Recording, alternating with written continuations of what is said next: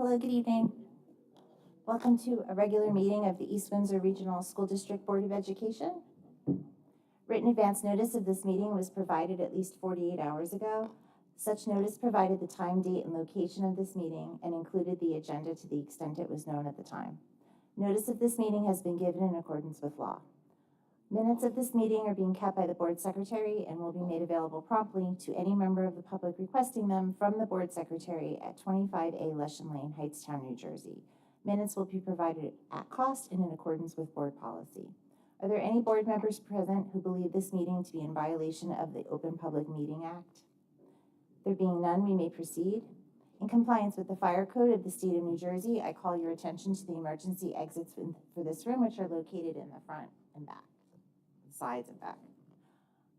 Please stand for the Pledge of Allegiance. I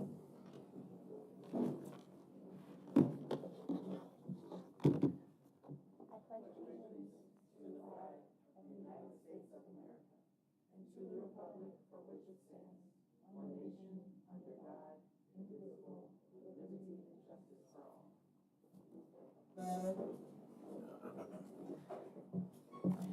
We'll move on to item C. Having read the materials received, I move the agenda be approved as submitted. Second. Any questions? Poll the board, please. Ms. Drake? Yes. Ms. Lands? Yes. Ms. Murphy? Yes. Ms. Berjoli? Yes. Mr. Weeks?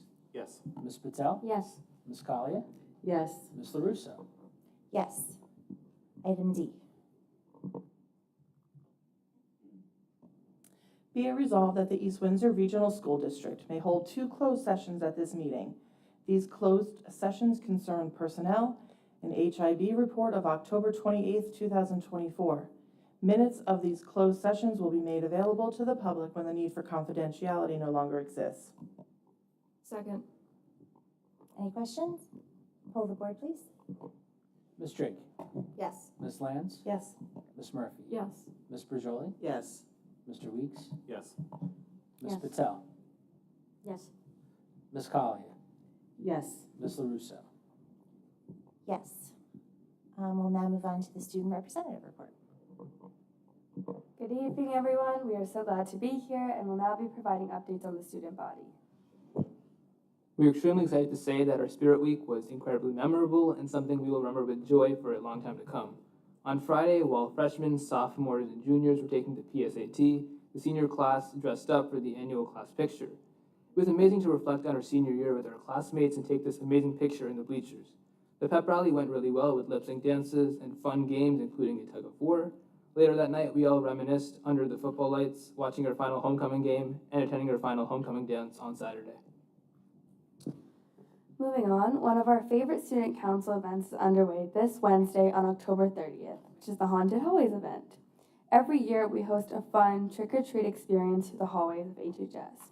Here, student-led organizations and clubs, plus the class councils, will transform their designated classroom door with spooky decorations and offer candy to all who pass by. This is a community favorite, so please make sure to save the date for this Wednesday from 4 to 6 p.m. to join in on this exciting event. No pre-registration is required, but we do ask that all kids be accompanied by an adult for safety. Again, make sure to mark your calendars. You won't want to miss the Halloween fun. The Stephanie Berman Memorial 5K Run occurred on Sunday, October 20th. This event honored the memory of Stephanie Berman and also supported a great cause. Proceeds will benefit the After Prom Committee, ensuring a memorable and safe event for our students. A little update on athletics. This week finalizes most of our fall sports. To close out the season, many of our fall teams are hosting their celebratory banquets, enjoying a meal to commemorate all of their hard work and talent they've cultivated this year. Now that fall sports are over, that does mean we head on to our winter season. So if you are interested in signing up for a winter sport, registration is now open. So parents and students, please make sure to register if you are interested. The Week of Respect, which occurred 2 weeks ago, aims to foster a culture of unity and understanding among Hightstown High School students. We were incredibly happy to see our school embrace these Spirit Days with great school spirit, some of which included a teacher-student swap day and a sports day. We look forward to future Spirit Weeks. We'd now like to provide a small update on HHS Fall Drama. This year's production is a musical called She Kills Monsters, and our very talented drama students have been preparing around 4 days every week. The actual play will be taking place on November 21st through November 24th, so make sure to come out and support them. Additionally, this Friday, they are hosting a Halloween cabaret in Cafeteria M from 6 to 9 p.m. For the price of $5, students are welcome to attend and enjoy a night of theatrical performances to celebrate the spooky season. The first marking period ends on November 15th. Parent-teacher conferences are on the 13th, and sign-ups for high school parents will open up on Monday. This concludes the end of our report. Thank you so much for listening to our report, and we look forward to meeting you at the next meeting. Thank you so much. That was great. Does anybody have any questions? Then we'll move on to the presentation. Okay, good evening, everyone. Each year, all school districts in the state of New Jersey have a requirement to report statewide assessment data to the local boards of education in the community within 60 days of receipt of that data. So part of the presentation includes obviously the NJSLA, DLM, those results for ELA, mathematics, and science.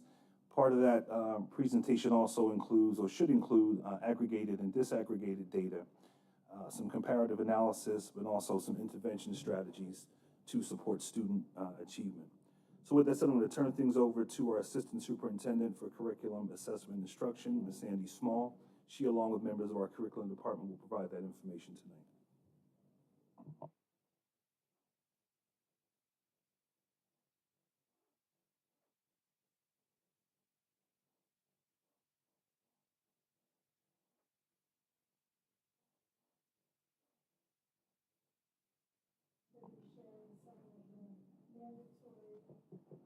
Ms. Small, if you're, that,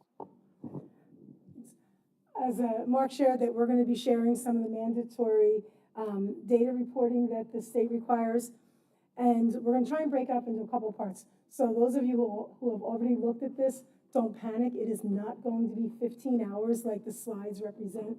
There are going to be some slides I'm going to go in through in depth. There are some slides that are really for your viewing, so that as I go through a couple of them, you'll be able to know what you're looking at in the other slides. So we will break it up into our NJSLA ELA, math, science, and DLM. And then the supervisors are going to talk a little bit about, so every year we talk about that, here's the data, now what? They're going to tell you what the now what is happening, what we're seeing, and how we are working through the data that is here. So that's where we're looking at on this.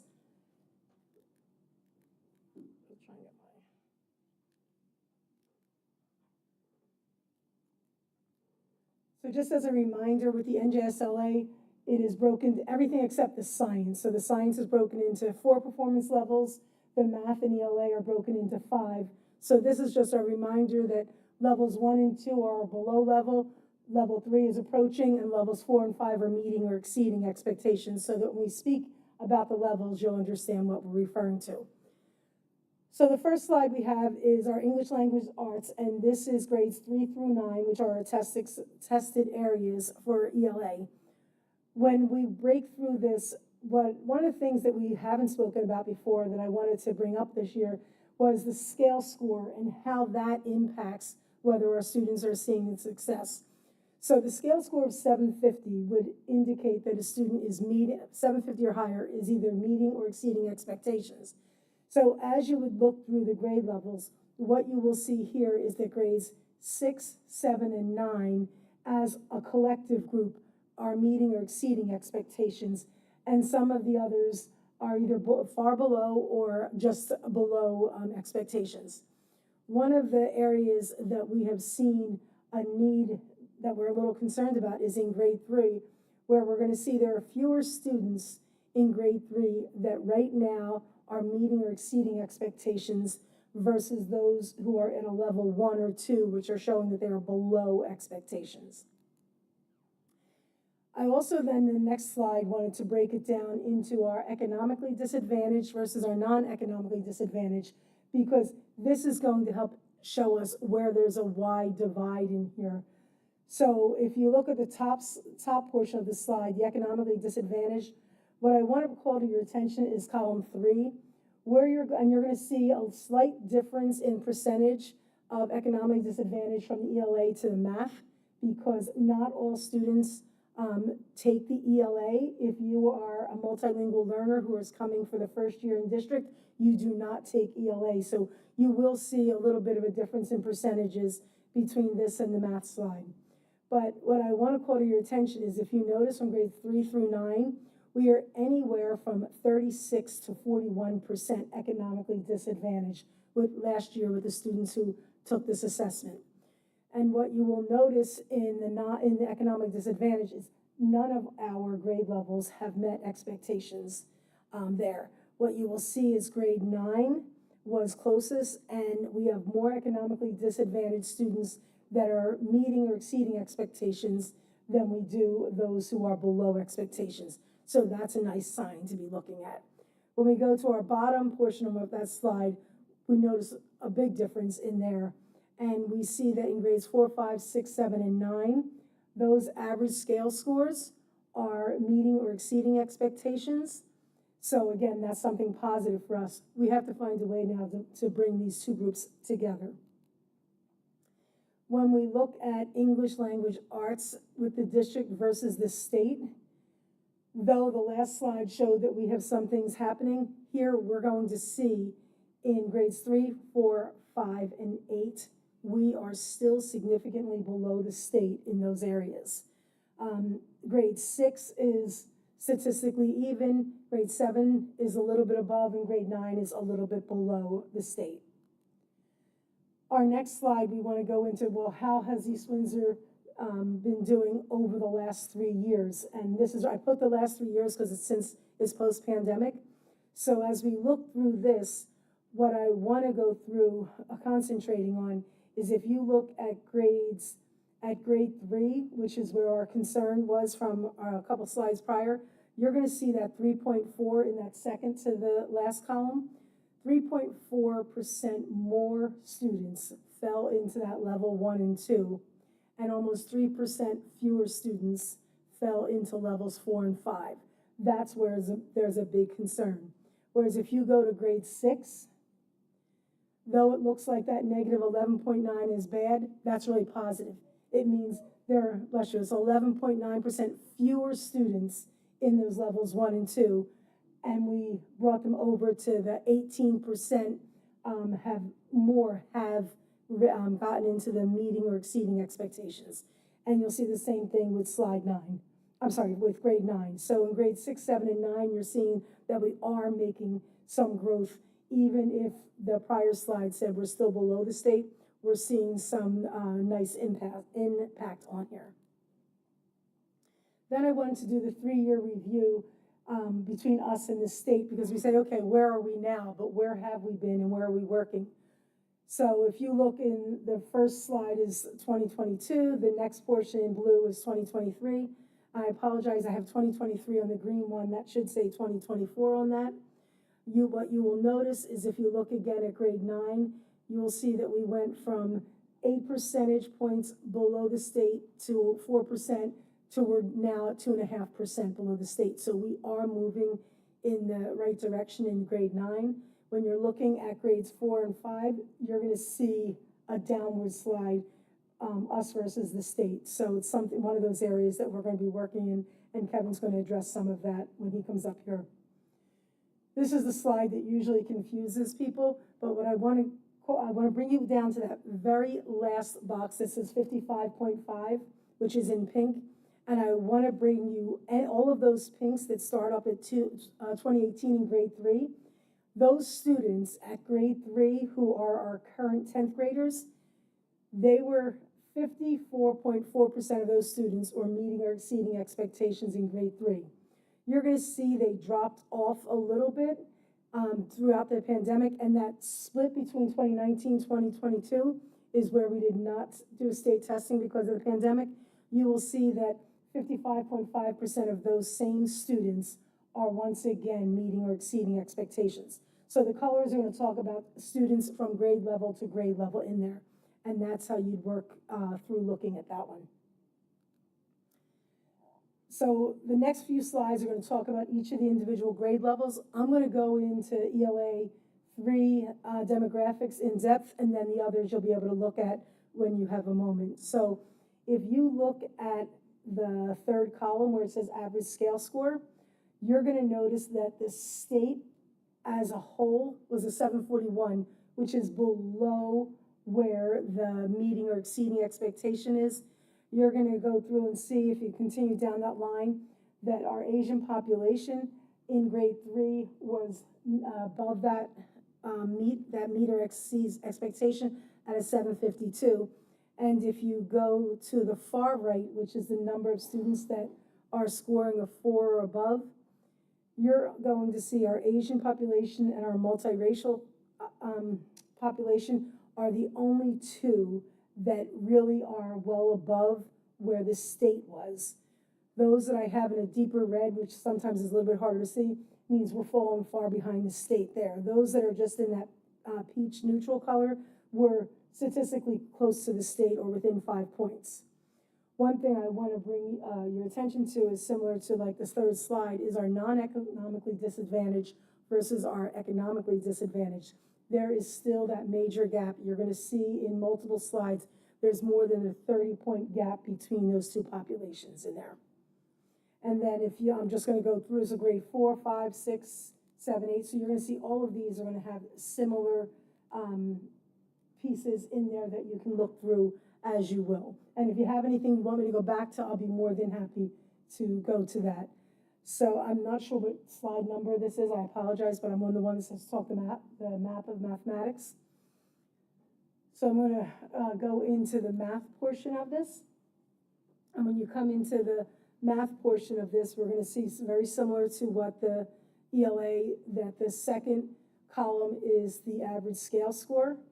What you will notice here is there is only one group that meets or exceeds expectation, which is the Algebra 2 group. And just as a reminder, those are our double accelerated students in grade 9. And it's only those students who have taken that test. If you look to the far right column, you will see grades 6, 7, 8, and Algebra 1. Similarly to what we saw in third grade ELA, there are fewer students meeting or exceeding expectations than there are below expectations, and that's a concern. Coming to our next slide is our economically disadvantaged versus our non. You're going to see again a wide gap between both. No economically disadvantaged holistic grade met or exceeded with the exception of Algebra 2.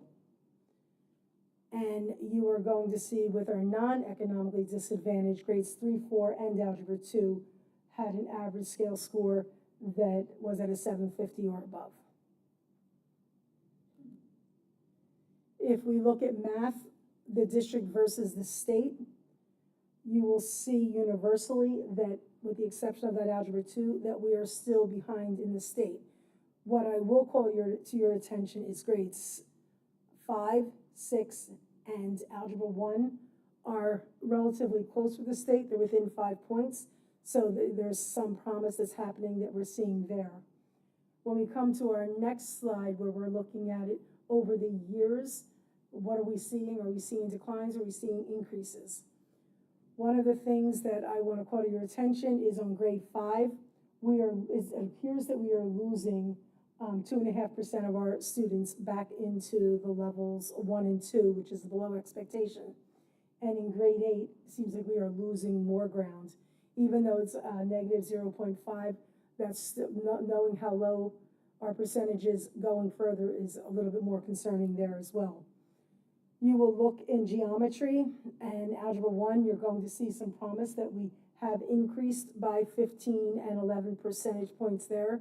And grade 6 has increased by almost 12 percentage points there as well.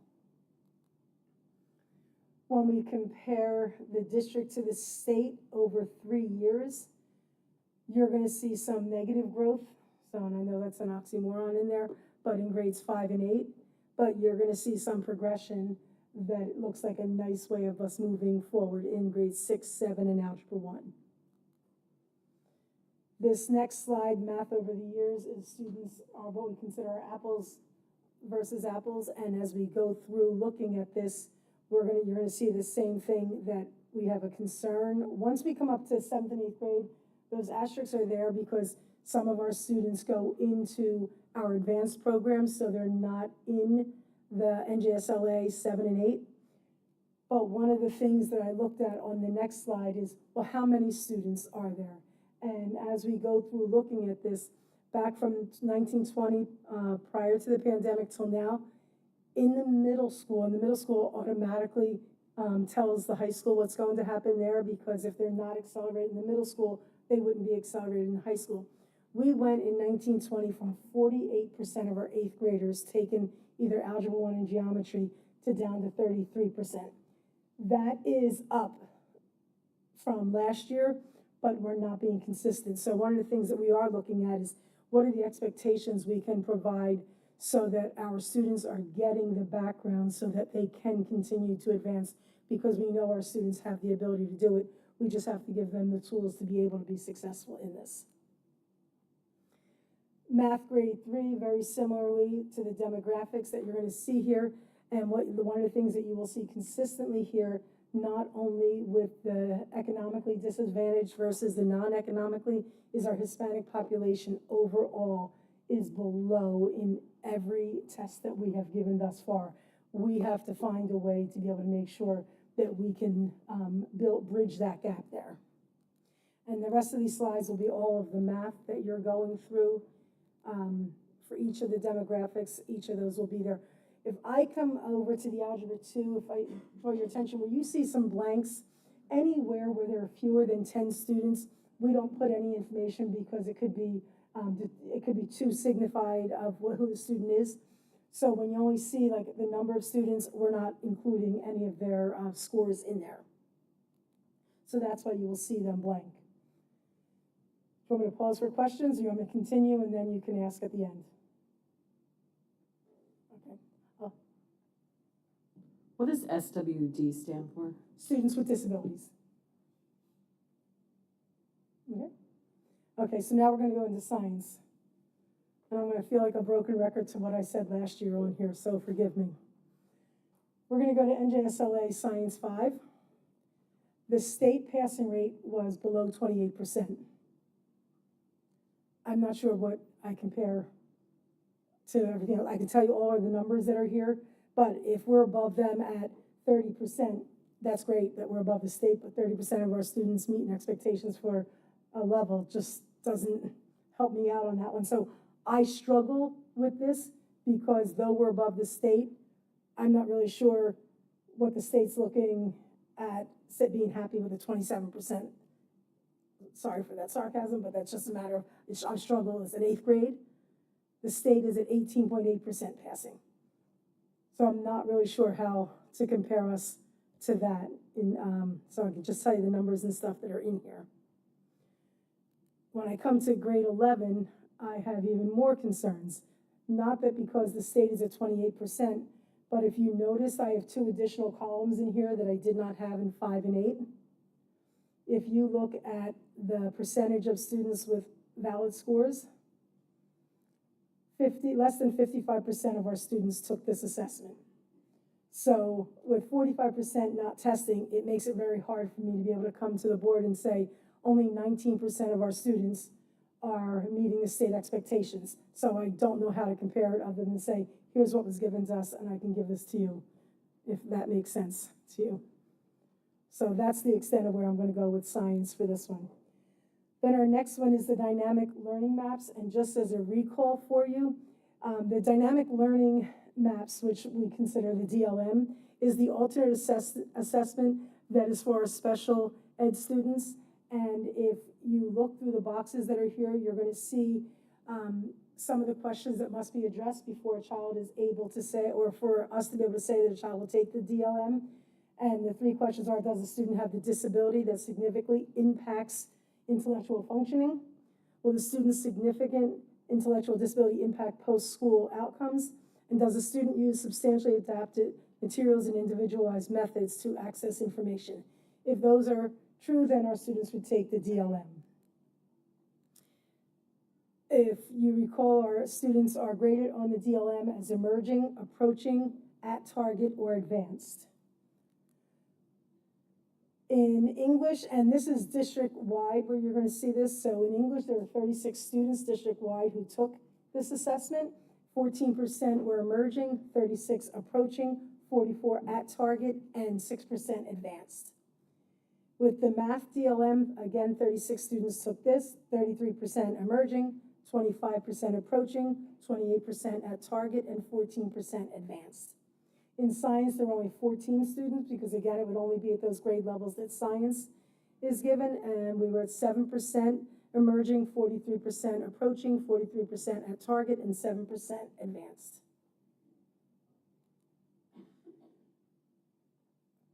Good? I didn't lose you yet? I did not, Mark. So it's, Mark, you want to just talk through that? I don't want to misspeak on that one. I'll just say that based on students being eligible for the DLM, the fact that they are eligible for special education services, by design, the state's indicating that it should be a relatively small percentage of your overall student body that will be eligible, typically around 1% of the student population. And now the supervisor's just going to come and they're going to, so just so nobody panics, they're all going to about 2 minutes talking to you about what is happening in theirs. It's good to see everybody. Kevin Weiss, Supervisor 3-5. As Sandy said, one of the things that we were able to do is look at our end of the year assessment data before the NGSLA, meaning our STAR testing, our EOY writing pieces, and start working with our building administration to design some classes to help meet some of these needs. So we assessed the rising third graders before the end of the year and developed in both schools 2 tier 1 from phonics to reading classes to help support some of that foundational literacy in a block of time that's not inclusive of our ELA block. We also have a couple tier 2 pullouts for our interventions from phonics to reading. These are students who we assessed using a Dibbles assessment that were over a year and a half behind the grade level expectations. So we want to make sure that we're supporting them. We also developed a focused learning opportunity in math to provide some high impact tutoring with our partner Philo Tutoring, as well as a new intervention called Do the Math to make sure that our students have automaticity, fluency, and so forth. Our advanced student, one of the things that we started seeing even in this data is that some of our highest performing students start trailing off a little bit. So we included a shared inquiry as early as 2nd grade to make sure that students are used to citing evidence and reading through our grade level expected text. So in 4th grade, we have a new intervention that we're doing during our PLB block, which again is not time taken from the literacy block called Voyagers. We also have our 4th grade regrouped math class where our support is built into the class. So they have extended time in math with 2 teachers in the room.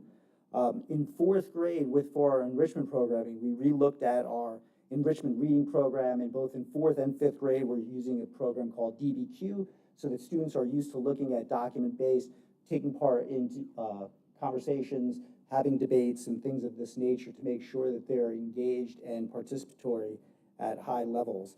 We also have rethought about our enrichment math program where we use something called Teach to 1, but we also wanted to make sure that we had a focus on what students were going to be expected to do in that 6th grade advanced math class so that we're preparing our students for not only high levels of math, but the rigor that they'll be facing once they get to the middle school and beyond.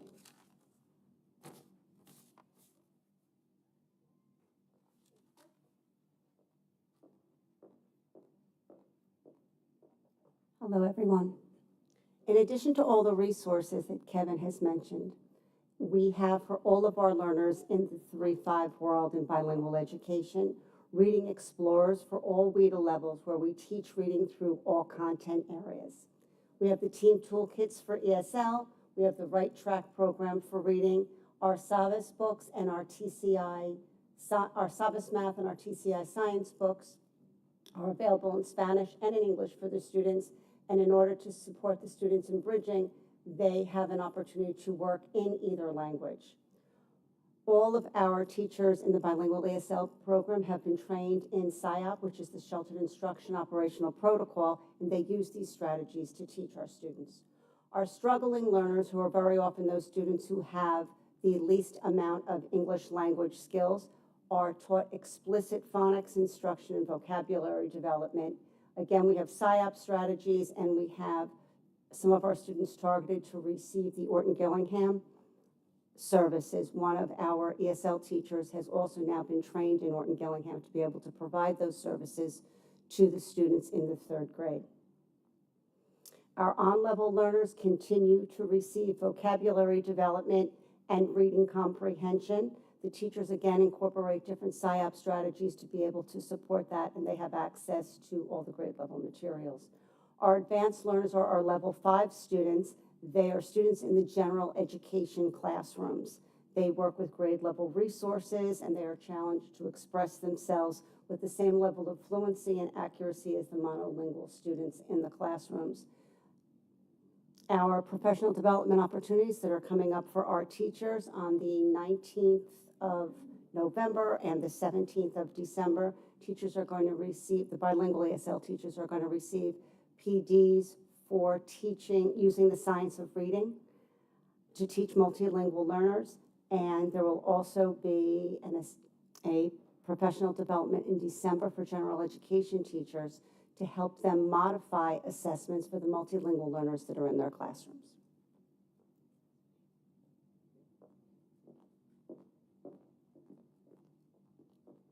Good evening. The first slide that's up kind of shares the overview for the first quarter of supports for ELA in the middle school.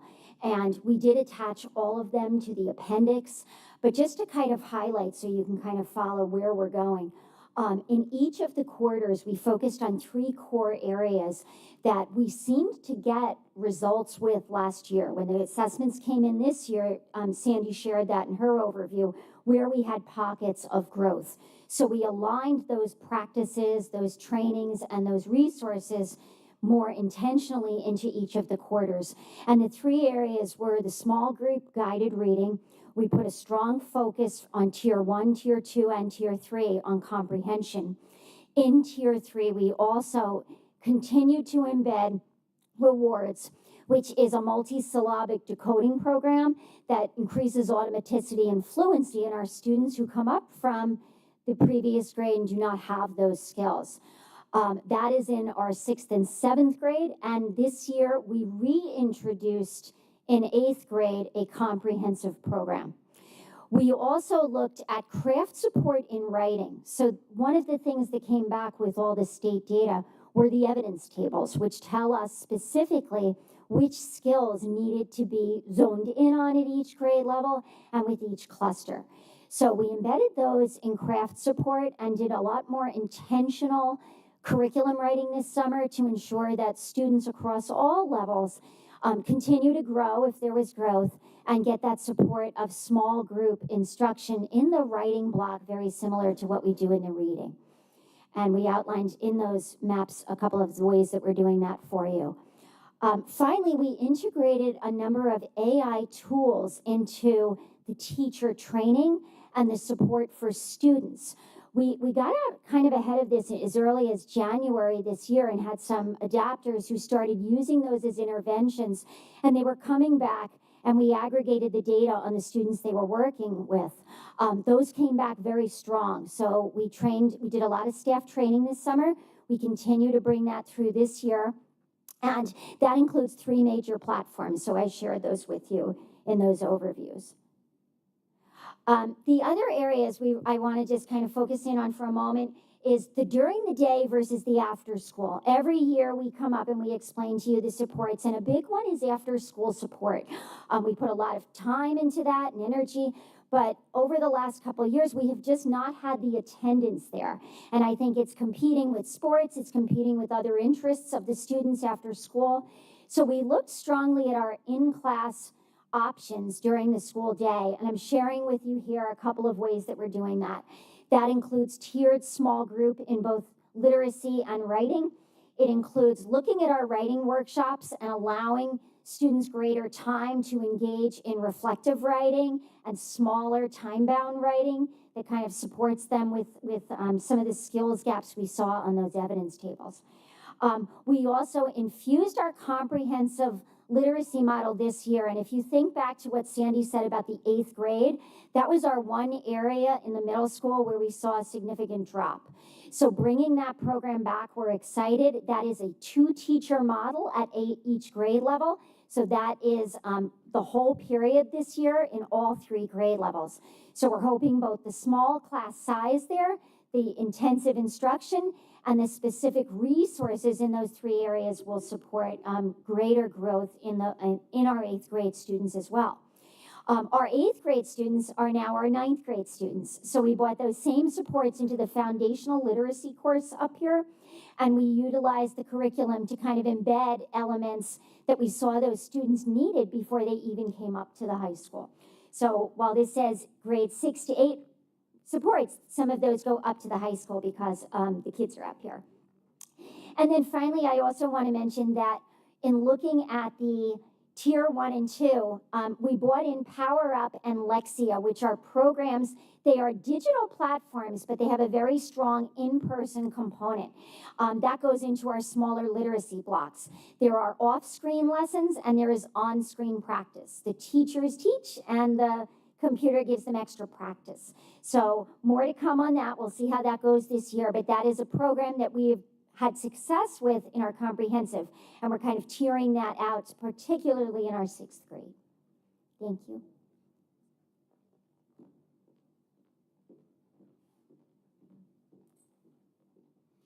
Good evening. Okay, so similar to some of the information that Mary Griffin presented, I'm going to talk about 6 through 9 math. So focusing in first on the Tier 2 and Tier 3 interventions that supplement our programs. I'll talk about some of our advancement opportunities, and then I'll talk about some of the changes that we've implemented through the summer and into this year that are happening day to day in the classroom with our students and teachers.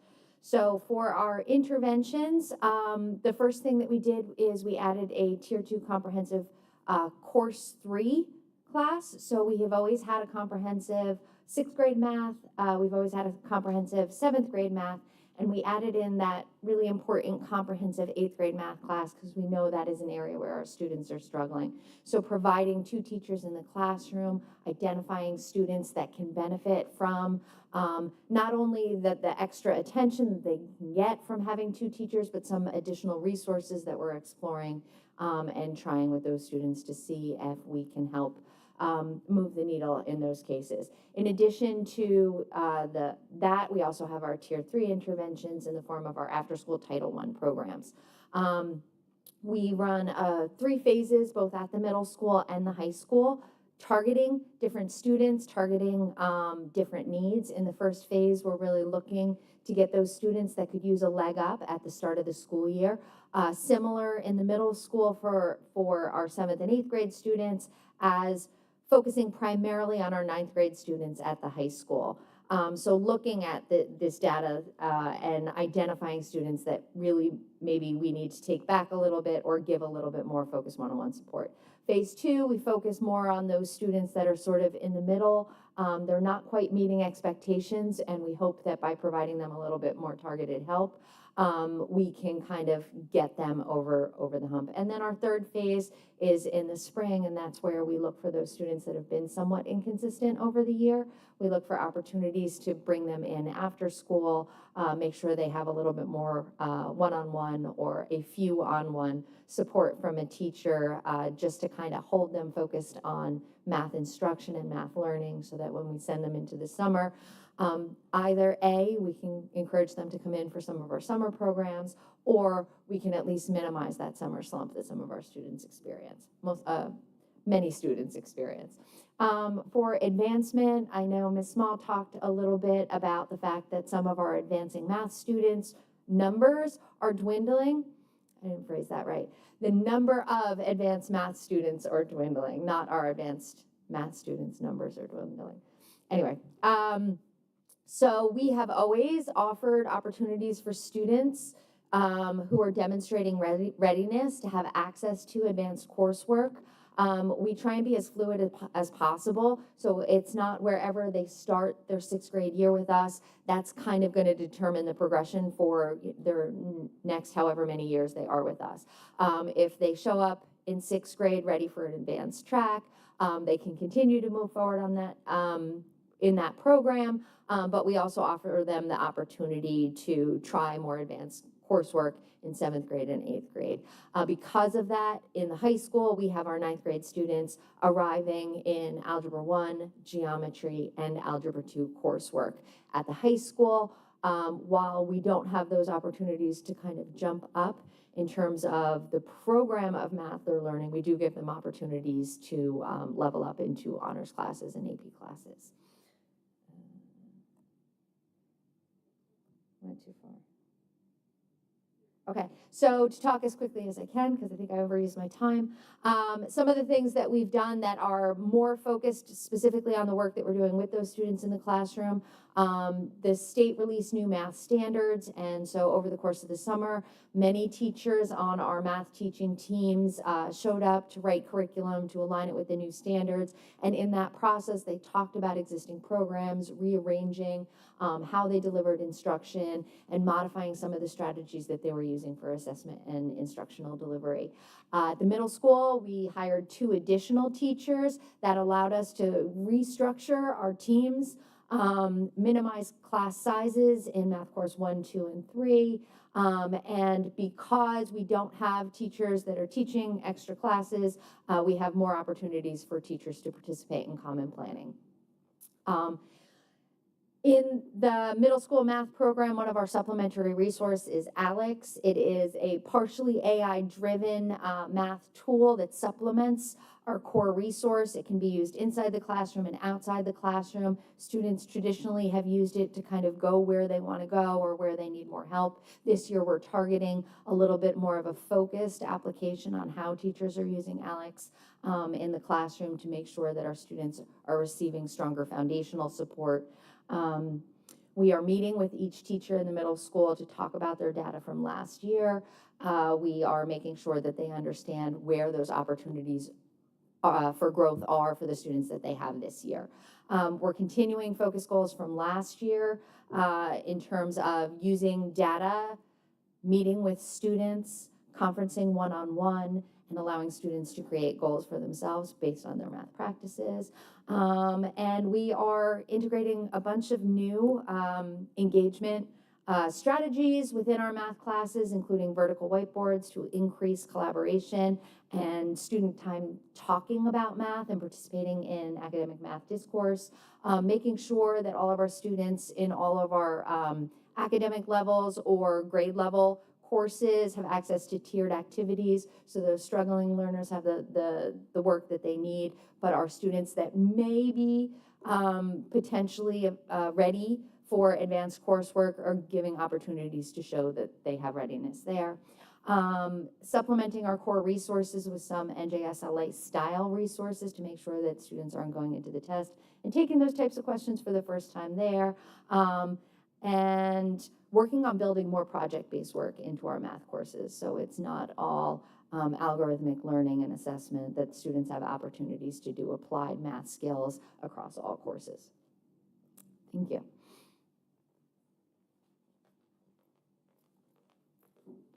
I'm going to talk about special education, 6 to 9 tonight.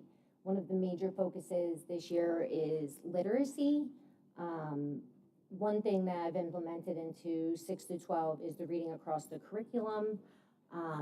This is something that we feel is necessary to try and bridge the gap for our special education students.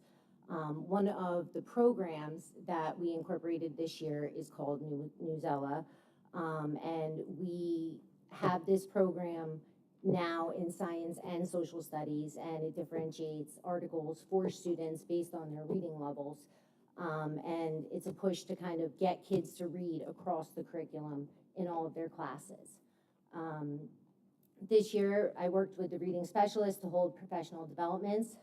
The professional developments are based on the STAR focus skills for our students, and we want to make sure that we're honing in on all of the skills that our students are lacking and make sure that we put emphasis on that to try and help them succeed. So I know that somebody, I think Renee talked about the Oregon Gillingham program at the elementary school. That is something that is in the reading programs at the elementary school, and that is a training that we held for our 6th grade LLD and MD teachers to try and transition the 5th grade students into 6th grade with the same type of reading program.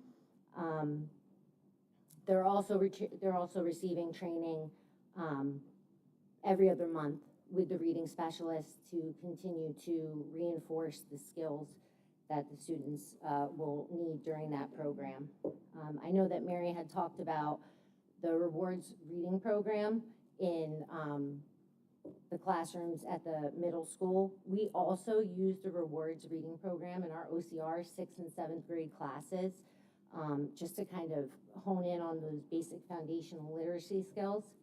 And then this year we have our college and career readiness mentor program that started, 9th and 10th grade students. It's twofold this year. We have mentors and advisors, and then we also have small group support settings that are happening after school for our students, ELA and math. And then we have our advisor program where students are paired with an advisor or a mentor, and they meet with them to kind of talk about, you know, where they need support in school, what's going on with their grades, what kind of, you know, other supports do they feel that they need. And then also we are offering PD throughout the school year on specific reading and writing strategies as well.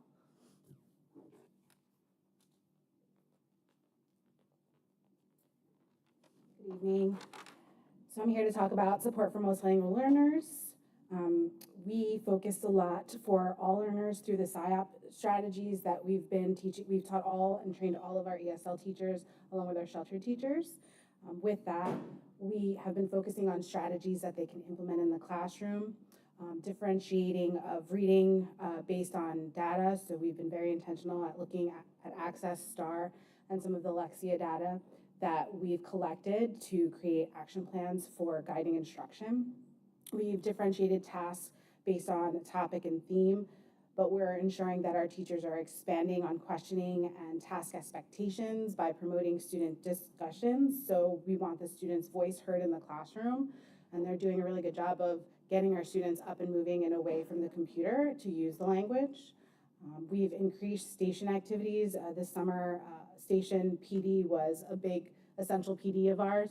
And we worked on showing the teachers how to use our resources and differentiate instruction to create the stations. And this supports struggling on-level and advanced learners. Through the programs to support struggling learners, we had a 6th graders summer enrichment program. We use Continental Press. They have a Teams program that teaches vocabulary across content to prepare the students for potential vocabulary they were going to see rising into the 6th grade. We purchased Lexia English, so we do use Lexia in our sheltered instruction, English instruction, but we took it a step further and purchased Lexia English for ESL classes. The Lexia English is to support our students with speaking, which is one of the areas where across the board they're struggling in access. We also are participating in the CCR programs at Melvin H. Krebs and the high school. These are for students who have been struggling on some of the assessments and have been in district for 2 or less years. We've focused on the small group instruction. We've purchased materials from Continental Press again to help with the vocabulary and some of the reading strategies across content. And that's what we're going to be implementing there.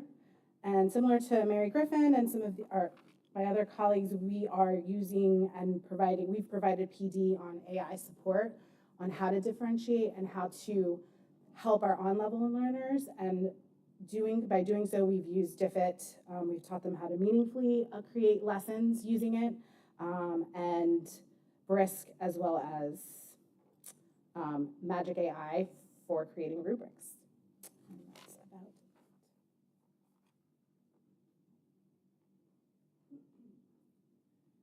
So I know we threw a whole lot at you in this one setting, but we actually were only about 40 minutes, even though we threw a lot of things at you. So you're going to notice in the rest of the presentation, there are many more slides. The slides that we just went through earlier was basically going through 3rd, 4th, 5th, 6th grade, etc. Those slides down below in the appendix will have GNR 3, PLD 3, so it'll be more of a breakdown, so it'll be additional information for you. Any questions you have for us now? If you need to sit on it and come back to us, that's fine as well. Hi, Sandy. Thank you so much. It was very thorough, so thank you to your staff for that, and very easy to understand. I do have 2 different questions. My one question is I know, and maybe not in recent years, but I remember that the 8th grade, like their math scores were low. But then when they were talking about 9th grade, we have Algebra 1 and Geometry, the students going in. So is that not a majority of the students? Is that like just some of them, but some of them are still low? Are we Yes. not, I'm so sorry for cutting you off. Is the No. number of the 8th graders with the low scores, are they getting better? How is that looking? All right, so good question. So one of the things, Jean, so I'm going to focus on the Algebra 1 for a moment. What we've noticed is Algebra 1 in the middle school. If you remember about 2 years ago, we were really on a downward swing. The Algebra 1 scores in the middle school have risen dramatically.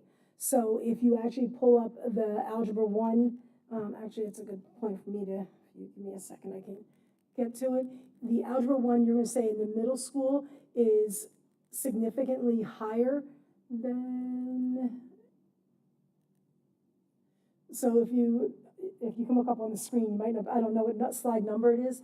If you look through here, you're going to see that the state is at 39.5%. As a district, we're 37%, but in our middle school, we're at 86%. But that's where you'll see is that, and the reason that the district score is lower is we only have 138 students in the middle school that were taking Algebra 1 versus 281 in the high school. So when our students are taking Algebra 1 in the high school, they are either on level or below level students. So those expectations for that Algebra 1 means we have to do a lot of bridging in order to get those Algebra 1 skills up in the high school, and we have to do a much better job of that. In our middle school, we have done a much better job with that Algebra 1, because at one point we were down to 50% in our middle school being successful. So we have bridged that gap, if you will. And then the same thing that you will notice, I'm sorry, I went the wrong way. If you notice with the geometry for the state is a 49%. As a district, we're at a 36%, but the middle school is a 78%. 78% seems like it's a good score. I'd say these are double accelerated students. We should be much higher than that 78% in there. And I know that's me being very idealistic, but that's what we have historically been able to see. So you're right, I didn't talk through that one, but you're 100% right that we have bridged that a little bit there. Mm-hmm. Awesome. Thank you for those details. Mm-hmm. And just one more question. I remember also a few years ago, the teachers talked about like the lesson plans were a little heavy. So when these things are added onto their lesson plan now, because I think they mentioned that this like the PD and stuff was added during the summertime. Are you guys, I guess, checking with the teachers to make sure that it's not a heavier load or too much of a heavy load? Because remember in years past, they were saying that the lesson plan, like learning this new stuff, like the new kind of lesson plan and stuff was just difficult for them. If I can think back through what you were talking about, it's probably when we changed the lesson plan template. And I haven't heard much, if anything, the last couple of years of the lesson plan template. I think the teachers have become accustomed to that. So I wasn't sure if you were talking about the template or if you were talking about what's in their lesson plans. So most of when we write curriculum, the lesson plans can be pretty much like mapped out through our curriculum documents, and teachers have to go through and find out the students in their class, how they have to modify and stuff like that. So I don't know if that's answering what you... It partially, but does this add more to it, I guess is what I'm asking. I would say it doesn't add more to it. It's gonna be more of a differentiated approach. We may have to put additional, like, you can't just keep adding things. If you have 56 minutes, you have 56 minutes. You may have to adjust how you're doing it. And sometimes the way you go through doing that is some of the supervisors talked about doing station work in small groups. And those are some things that can appear to be a little bit more time consuming to create, but it's what our students are gonna need instead of doing a one size fits all. So, but I can't say, and the supervisor will tell me others, I can't say that it's at least come to me that teachers have said that it's a heavier lift for them. I haven't heard that yet, but doesn't mean it hasn't happened. It hasn't come to me yet. Okay, thank you so much. Sure. Hi Sandy, thank you for the information. It was very detailed and a lot of it. Again, I want to piggyback to the slide number 8 out of 82, which is the ELA, where you have saying we made strides in 6, 7, and 9, and we are having issue with 3, 4, 5th, 8th graders. Slide 8 of 82. It would be the ELA. Wait, let me see if I can. Right here, English Language Arts. Oh, sorry, I'm still not. Number 8 in the beginning.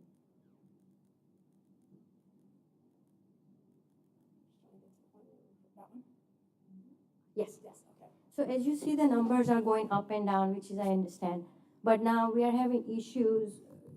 They're making the minimum expectation grade 6, 7, and 9. Now we're using the same approach, same process of learning and resources. Why we are not able to tackle the 3, 4, 5th, 8th graders? What is so different? What is, because demographic itself is about the same, so we're using the same approach, then why we're not meeting the target for the remaining? And that's a lot of a gap. That's 4th grade, 4 grades versus 3 grades. Right, so good question, and I'm gonna tell you some of this, and because I really wanna just tell everybody the whole story, if you really wanna break this down, we're gonna have to break this down, because this is, everything I presented to you was total population. So in order to be able to answer your question properly, I would have to break this slide down for you, which can easily be done into our total pop, general ed, multilingual learners, and special ed, for us to be able to break down and say, where are some of these issues happening? And that's one of the things I think when we go through talking about when the updated for our STAR presentation, that's where I can do that. I didn't want to break everything down because I think it was long enough to go through doing this. So to answer your question, sometimes what we're seeing is that sometimes some of our subgroups are those areas that we're seeing concerns, which is some of the things that the supervisors are trying to address. And what we saw, if nothing was clearer tonight, was we have to do a much better job with our economically disadvantaged. They're almost 50% of our population, and we've got to find ways to be able to meet their needs. And we haven't done that right now. So if there was any area that I would say we have to find ways to address some of those needs in there. But I'm not going to say to you that in 6th, 7th, and 9th grade that we're doing it with those groups and the others we're not. It could be the subgroups that I just spoke about. That could be where the percentages change, because our percentage of special ed and multilingual learners is not the same universally throughout. So that's why it could just look a little bit different on that. This is just a holistic thing, if that's making sense. So what other resources or other, I guess, application you will be looking into to make this, because we have to get to some part, because they're not going to be able to get into those classes in high school and so forth. So what are we doing? These are early grade levels we're talking about, which is 3, 4, and 5. It's a big problem here. What are you doing, and what other resources do you need to get to where we need to be? So that's one of the reasons why I had the supervisors talk about what they did this summer and what they've introduced this year. To be able, once they see this data, what did we introduce this year to see if we can fill some of those gaps?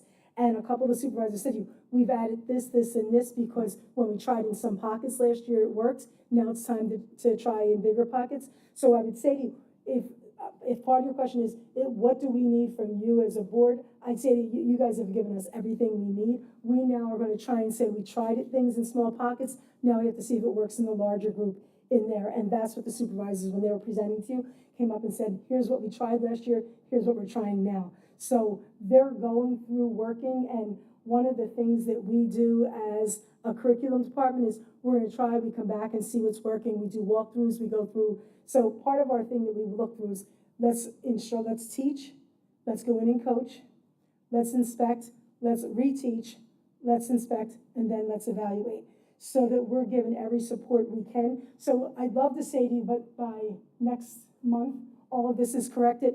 I won't stand up here and say that to you. What I will say to you is we will have an idea before January what our programs are working and what programs we got to find something else for. Because some things are going to work for some groups and some things will not work with other groups. So I'll tell you, there's the work in progress, what the supervisors brought up, but it's not a one and done there. Thank you, Sandy, You're welcome. appreciate it.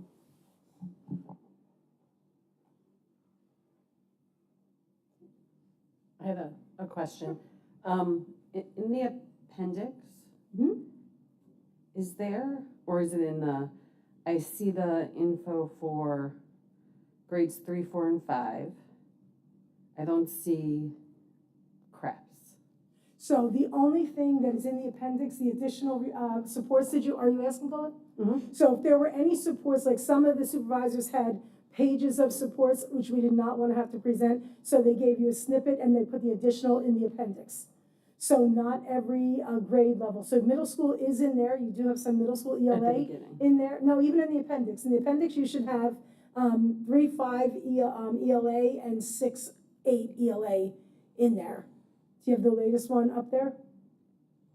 It's on there that you should have in the appendix. You should have both. I mean, a whole slew of them in there. Sorry, I have to go through all this. So these, are they? Nope, no, those are all, no, so for 6, 7, and 8, because there aren't 2 schools. So 3, 4, 5 has these demographics. So then because we have 2 schools, okay. 6, 7, 8, it's we only over, have the one and then school. these are in, Yep. okay. I'm sorry, I that thought makes you were sense. talking about the supports. Yep, no. So is there a break, so with the geometry, it's, or algebra 1, it's easy to say who's in the advanced classes and how they're doing. I guess my question is, are we seeing students in the advanced classes in general? So like the compacting. Middle school or high school, who are you talking? I guess both, middle Okay. school and high school. Are they outperforming, or are some of those students in those classes not doing well on the test because they shouldn't be in those classes? I know we said there was a push to get more students in there. My question is, does the data show that the students that are there are correctly there, or should they be not? 2 things. So when we talk about there's a push, we're not saying that we're going to put students in any advanced class that's not ready. What we're talking about is, and one of the things that Jody, I'm going to talk through. One of the things Jody and I have been talking about is that one of the things that we have to do is to make sure in our course 1, course 2, and course 3 that we are providing some supports for our students who are above level but not quite at those advanced classes yet, so that the following year that they can get into the advanced classes. What we don't want to do is be able to put all kids on the same level and then they never have the opportunity to be able to advance. So when we talk about the push about moving our kids, is to be able to give them the supports they need to have those skills so that they are ready to go to the advanced.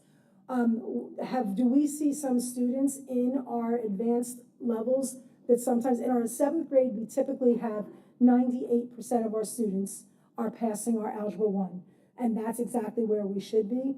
In our high school, unless they're in the honors program, and some of even our honors Algebra 1 students are not as successful. That's still that work in progress that Jody's working through with the teachers in the high school, because just like we have some of those gaps in our middle school, we have them in the high school because those are our students that are struggling. We're going to see our Algebra 2, they're outperforming because they're double accelerated students in there.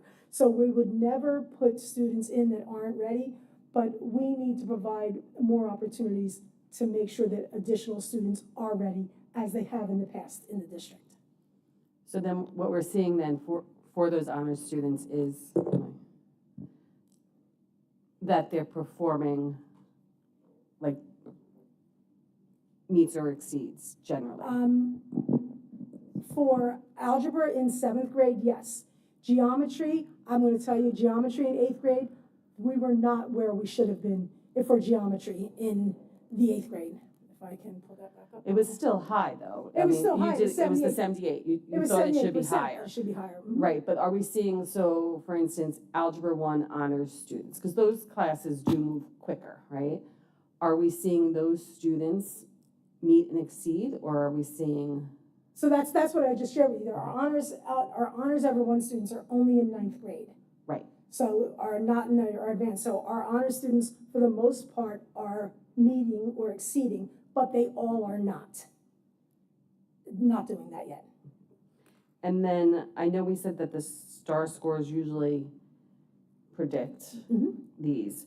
Have we given any more thought to sharing those STAR scores with parents so that parents can help support their students throughout the year instead of just getting this report at the end? Now we have it for last year, but if I knew my child's STAR scores in January were not where they should be, maybe as a parent, I would say, oh, you know what, you need to go to that after-school program, or you need additional support. Right now, parents don't see those STAR scores. Right, so we had talked, I guess a couple of months ago when you had brought this up, and we said that teachers are always willing to share all of that in there. The idea with Renaissance sharing those things out, there's a lot of information that unless we educate parents as to what they are, parents are not going to understand them. So we've talked a lot about how do we go through getting this in there. A couple of the supervisors that really reached out to Renaissance to look at some of their reports. I'm not going to tell you that it's never going to happen. There's a process that we're trying to go through to see how can we get this into the hands of parents so that they can understand it rather than just see something and be in a panic when they see their child is at a 3.1 reading level, and perhaps it doesn't mean they're at a 3.1 reading level, and vice versa, that their child's in 3rd grade and it says that their child has a 10.7 IRL, and they think, oh, my child's a genius, my child doesn't have to take another assessment, and they're not understanding what that truly means. So we're trying to put together something that we think that would be workable for our parents in there. Yeah, that would be great, because just like the parents get this report, there's no more details in the report. And I know we used to get the STAR scores, so I think more information is helpful. And even though the teachers can share it, a parent doesn't know to go ask or what those scores would help show.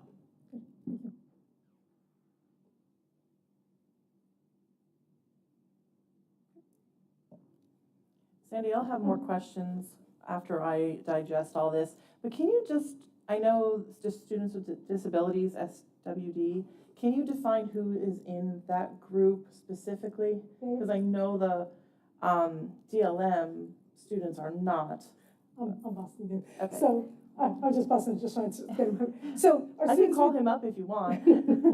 No, students, anybody who has an IEP, so really anything in our genesis that will be that our students have an IEP, then it's going to sound really that you actually answer your own question. Those students who have IEPs that do not take the DLM would be considered in that students with disabilities report in the state reporting. Okay, thanks. So then a follow-up, and this might be for Kevin or David. So in the grades 3 to 5 supports, is there any weight given to anyone who may have missed identification in grades K through 2, and they might be struggling because they actually might have a learning disability or need an IEP, and we just haven't discovered that yet? I know that's a topic kind of adjacent to this information.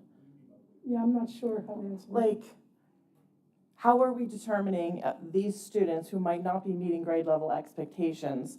Is it just because they're missing supports and they would be able to do that?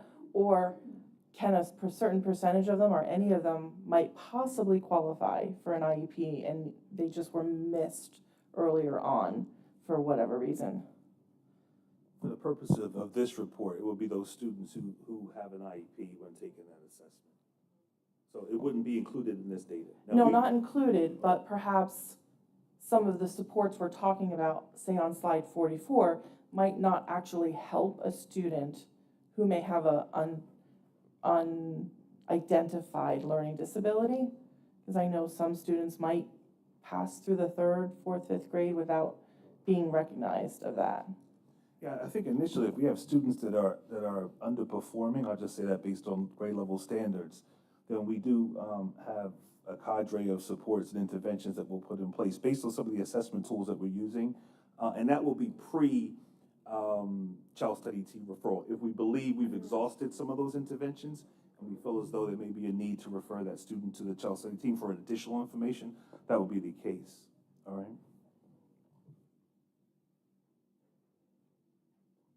I think I asked this last year, maybe the year before. So I've been here. That's why I brought all the supervisors up. Do you know? I thought I was ready for you. So I think for 6 years now, I've kind of heard the same story of like scores are down. Every now and then, maybe there's a positive somewhere in there. So I think I asked this last year. It's obvious so much work is getting done to try to help it. At what point, though, is it like a macro approach of like, what are we doing in the education field? Looking back to like, when I was here, it was, I think, just a different experience. I think that's just because the world changes. But is there anything that maybe worked, back in the day in this district that will maybe be introduced? So I don't know, at what point is it like a micro versus a macro look at education? So, Colleen, so one of the things that we started last year, because we realized that 50% of our population are multilinguals or former multilinguals, so in the macro approach, we really tried to bring in the SIOP approach. Like, what can we do to be able to help our teachers be able to meet the needs of all learners? And what we learned through that is that the SIOP approach is great for our multilingual learners, but it is also just as effective to our advanced learners and struggling learners who aren't multilingual. So that's one of the things that we had to go through looking at. Some of the things that, we try to keep throwing spaghetti at the wall. It might happen. And some of those approaches that we used in the past, and those, like, I'll even use myself, something that worked for me in this district 20 years ago, trying to put it now, it's a whole different set of, like, these things that have our pros are also our con, that we are competing with this at every given moment in our classroom, that if you're not in an entertainment world right now, the students really are not listening. So it's really like trying to teach our teachers how to be able to meet the needs of our kids that are sitting in front of them right now. And that's an ever-changing world that we're in. So though in some ways, like, I'm a purist at heart, I'd love to say what we did 20 years ago worked, we can do now. But realistically, it doesn't. So it's really trying those things a step at a time, because our population is changing. The pandemic has done a lot. One of my supervisors said to me today, am I allowed to say that maybe the pandemic? I'm like, no. The pandemic, we're 3 years removed. At this point, it's time for us to be able to turn and say, here's where we are. Here's what we've seen through the pandemic. Here's our growth that we're seeing. Here's what we have to do to be able to see more growth. So I know it's not a specific answer for you, but that's where we are at this point. No, I appreciate that. Thank you. Even just hearing, taking out the phone and like, oh, we have to be entertainment. Like, I wish we could change. I guess it's society. Like, why is school entertainment? It's school. We should be learning, So, but I guess I know we don't have the answers right now of how to switch that in the minds of society, but I wish we could.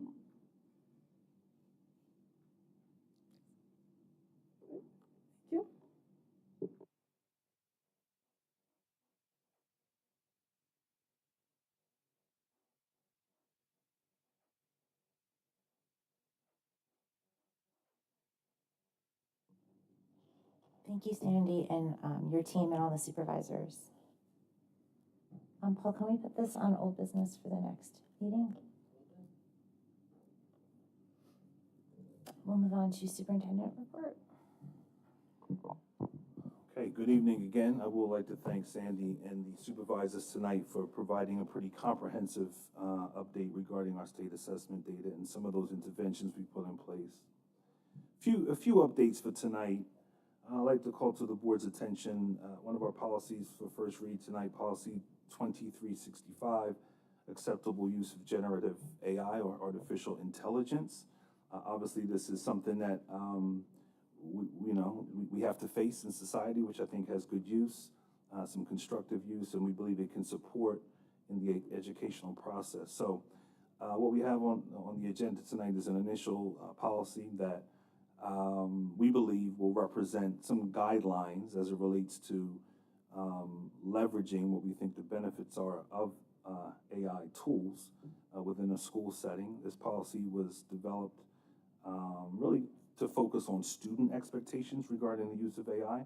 So I do want to take a moment to thank members of we have an AI policy kind of guideline policy team that we put together to kind of work through a few different things. One, we looked at some guidance that we received from Strauss Esme, which was really kind of pulling together some best practices that are occurring nationally. And the policy kind of reflected some suggested components of that policy. But really the members of the team really put the pieces together and did some due diligence to ensure that we thought it was meaningful as it relates to having something established within the district. So just to kind of provide an overview and from a higher level, the policy focuses on obviously who the plan applies to, when AI may be permitted and to what extent within an educational space, the responsibilities of our staff members as it relates to kind of guiding and shepherding that process, the approval process regarding AI tools, an annual notification process in terms of kind of, just notifying families, students and staff regarding what that process should look like for any given year. Obviously, some ways in which you should not use AI and the related consequences that may come along with that. And obviously a process in place to kind of continuously review the implementation of that plan. Some good news tonight. Just want to give a quick shout out to the Melvin H. Krebs football program. I've mentioned this at prior meetings.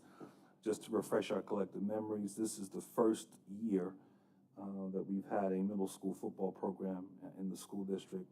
We're the only middle school in Mercer County that has a middle school football team. So we've been playing teams from Middlesex County primarily, and beating them down. By the way, no. So we've actually, first year, you're not quite sure. One, we wanted to make sure we had a level of participation. We had approximately 40 students who have consistently been a part of the team, which is great to see. Obviously, it's only our 7th and 8th grade students who participate. I will say that at the conclusion of the season, we've proudly had an undefeated season. So it's been a very proud moment for the school. For me, I'm just focused on the fact that we can develop programs that can kind of support our young people, provide opportunities for them to be a part of a team, have a sense of discipline, a sense of camaraderie. And it's nice to also win, but winning is really not the most important thing.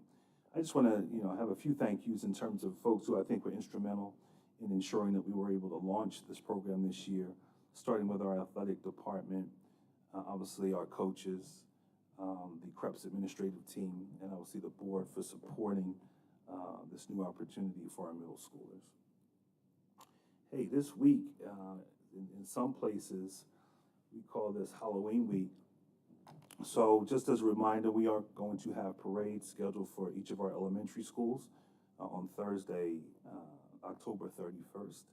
So this information has already been shared with our families, but as a reminder, Perry-O Drew School, Grace and Rogers will have their parades at approximately 9:45.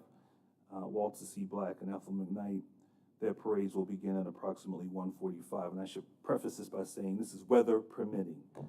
I haven't even checked the weather for Thursday. Has anyone checked the weather for Thursday? It's going to be warm. Warm? There you go. There you go. So weather permitting, the parades will commence. At this time of the year, members of the community are asked, this is kind of statewide, to kind of highlight, recognize, celebrate individuals that will be potentially recognized for the Governor's Educator of the Year recognition. So I will say attention all East Windsor Regional School District community. Do you know a classroom teacher or educational services professional who's dedicated, inspiring, and making a difference? And if so, this is the opportunity to nominate them for the Governor's Educator of the Year program. I believe that all families at this point and our staff should have received communication. I know principals pushed it out. We pushed it out on our weekly update. It's on our website. So if you believe that you have someone in mind, this is a great opportunity to, it doesn't cost a thing, just to complete that form, show that level of appreciation. And we're asking that folks submit that, complete that form by November 15th, 2024. Update on the Heightstown High School security vestibule. So this has been an interesting project. You know, I would have anticipated that this project would have been completed by now, but it has not been. So we've had some bumps in the road. But I'm pleased to announce that there were a few things that we were looking to push through. So we did begin the process by, we're converting an office.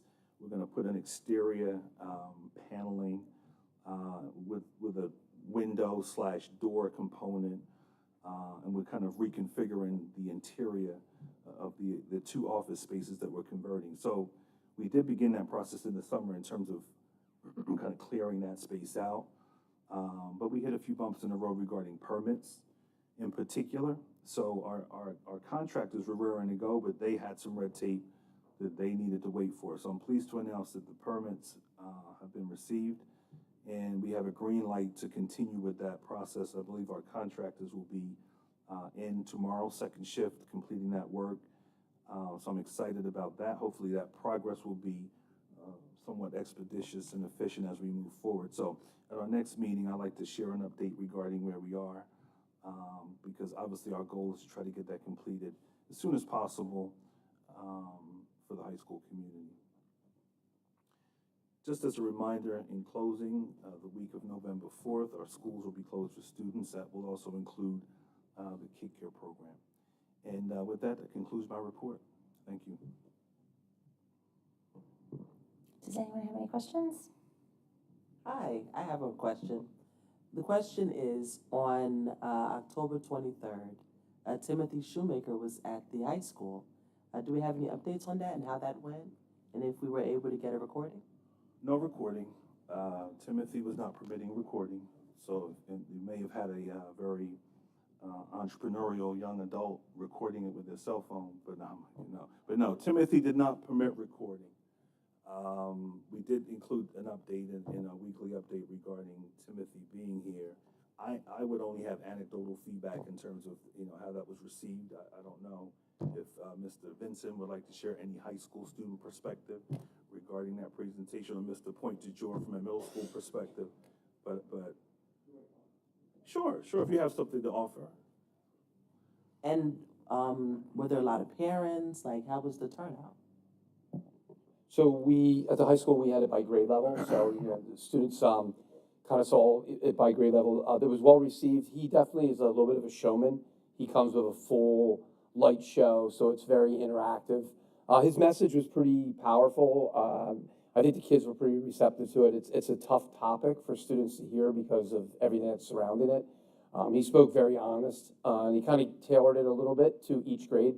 So the feedback that I heard from the students were like, they didn't really want to hear it in the beginning, but they were pretty reflective.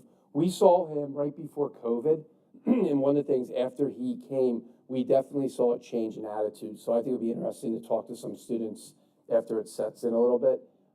And then he did present that in the evening. The parent piece was very similar, geared towards parents a little bit differently. But I thought it was a good message. It's nice, I think, having our students hear a message from somebody other than myself and the assistant principals. So I think it's nice to hear somebody with a really good reputation. And it was pretty powerful. He's high energy.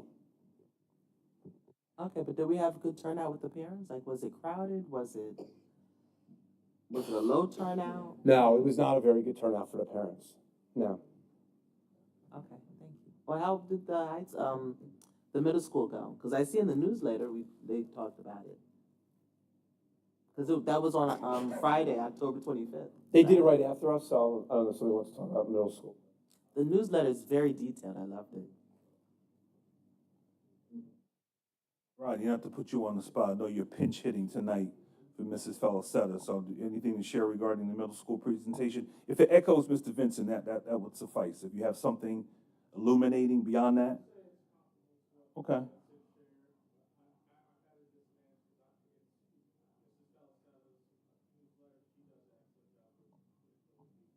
All right. Okay, thank you.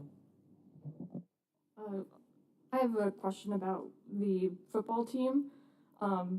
Thinking back to when we approved it, I was like, dang, I wish this was for flag football, to be honest, just because of, brain injuries. And as a health editor, that's what I've been thinking about since. So I'm wondering if we have tracked any concussion or other injury reports in the middle school. I just hate to think that we're having injuries, introducing them even younger than just high school. So is that something that we're tracking? And if so, how many injuries were there this year? I don't know. I can get that for you. Okay. I haven't been, usually if we have a significant injury, like we probably have more ligament bone related injuries, to be quite honest with you, but I can definitely follow up with the athletic trainer regarding any concussion related injuries. Thank you. All right.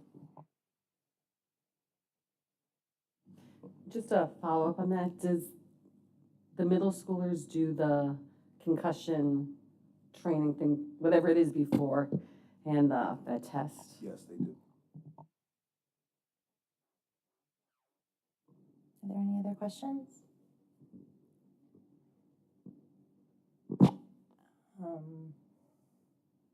If not, we'll move on to comments. First opportunity for board member comments. Before we begin, I just want to make the announcement for those that do not know. Today we did receive a resignation of our board member Karen Salter. Effective immediately, she is resigning her spot. I don't want to speak on behalf of the board, but I will say that I want to thank Karen for her time and dedication and service to the district and community, and we wish her the best. So are there any board members who have any comments? Can I talk about board retreat really quick? Okay, so as of today, I've only received 2 emails with topics regarding interest and dates. With this new resignation of Karen, unfortunately, and our impending additional new board members, I'd like to propose that we kick the new year off with a board retreat facilitated by Marianne Friedman. We would also need a list of topics, so if you can send those to me by the end of this week, list of topics that you would be interested in covering, and then I'll compile what we have and we could par it down from there. Additionally, I know Nicole and I, we've been knocking this around. It is best practice to complete a board self-evaluation prior to retreat. Not necessary to do one at all, but in terms of best practice, NJSBA said that would be the best route to go. Nicole and I will review NJSBA self-evaluation to determine if it meets our needs, because we've had some discussion that it's not exactly attuned to what our needs as a district might be. We might modify that a little bit. So we'll talk about having that completed before the end of the year so that we could hopefully do this board retreat in January with our impending board members, since we definitely will have those come January. Just my thoughts.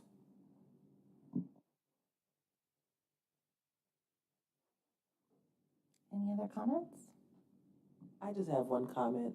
I really hope that people are reading the newsletters, both from the school and from the district. They're so informational. And actually, on the newsletter, the most recent one, it mentioned that the high school students sang at Rowan University on October 16th, which I thought was really awesome. And that was all. Thank you. I also wanted to congratulate the high school boys soccer team. They're advancing. I don't know all the correct terms and titles and groupings, but I did see on Instagram that they're advancing to states, and I think it's the first time in a while. So I just want to congratulate the coaches and the kids, and wish them luck.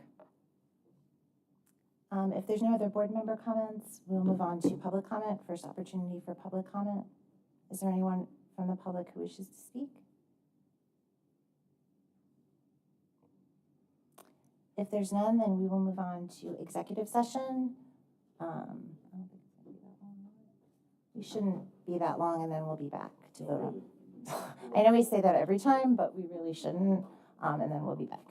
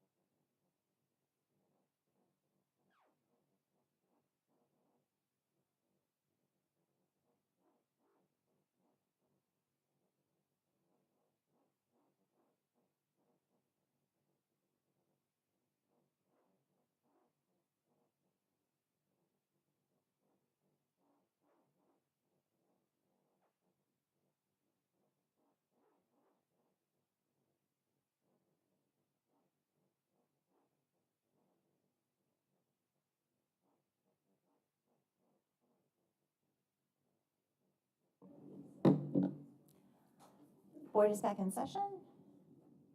Where are we? Session. Old business. Item 7, old business. So we have committee meetings. And then B was the curriculum committee discussion from April 22nd, 2024. So Tina, with that, you had circulated the minutes to everyone, correct? Yes.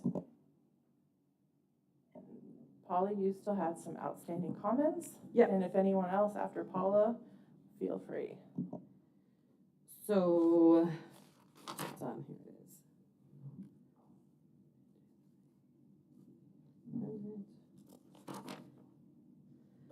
For the math, the 3 tracks, for algebra in 8th grade and algebra and geometry in middle school, the 12th year, and I guess that's what the elective is, for the 4th year, you can also take AP Stats, correct? And then there was a comment that. Paula, one second, just to note, Sandy shook her head, yes. Yeah.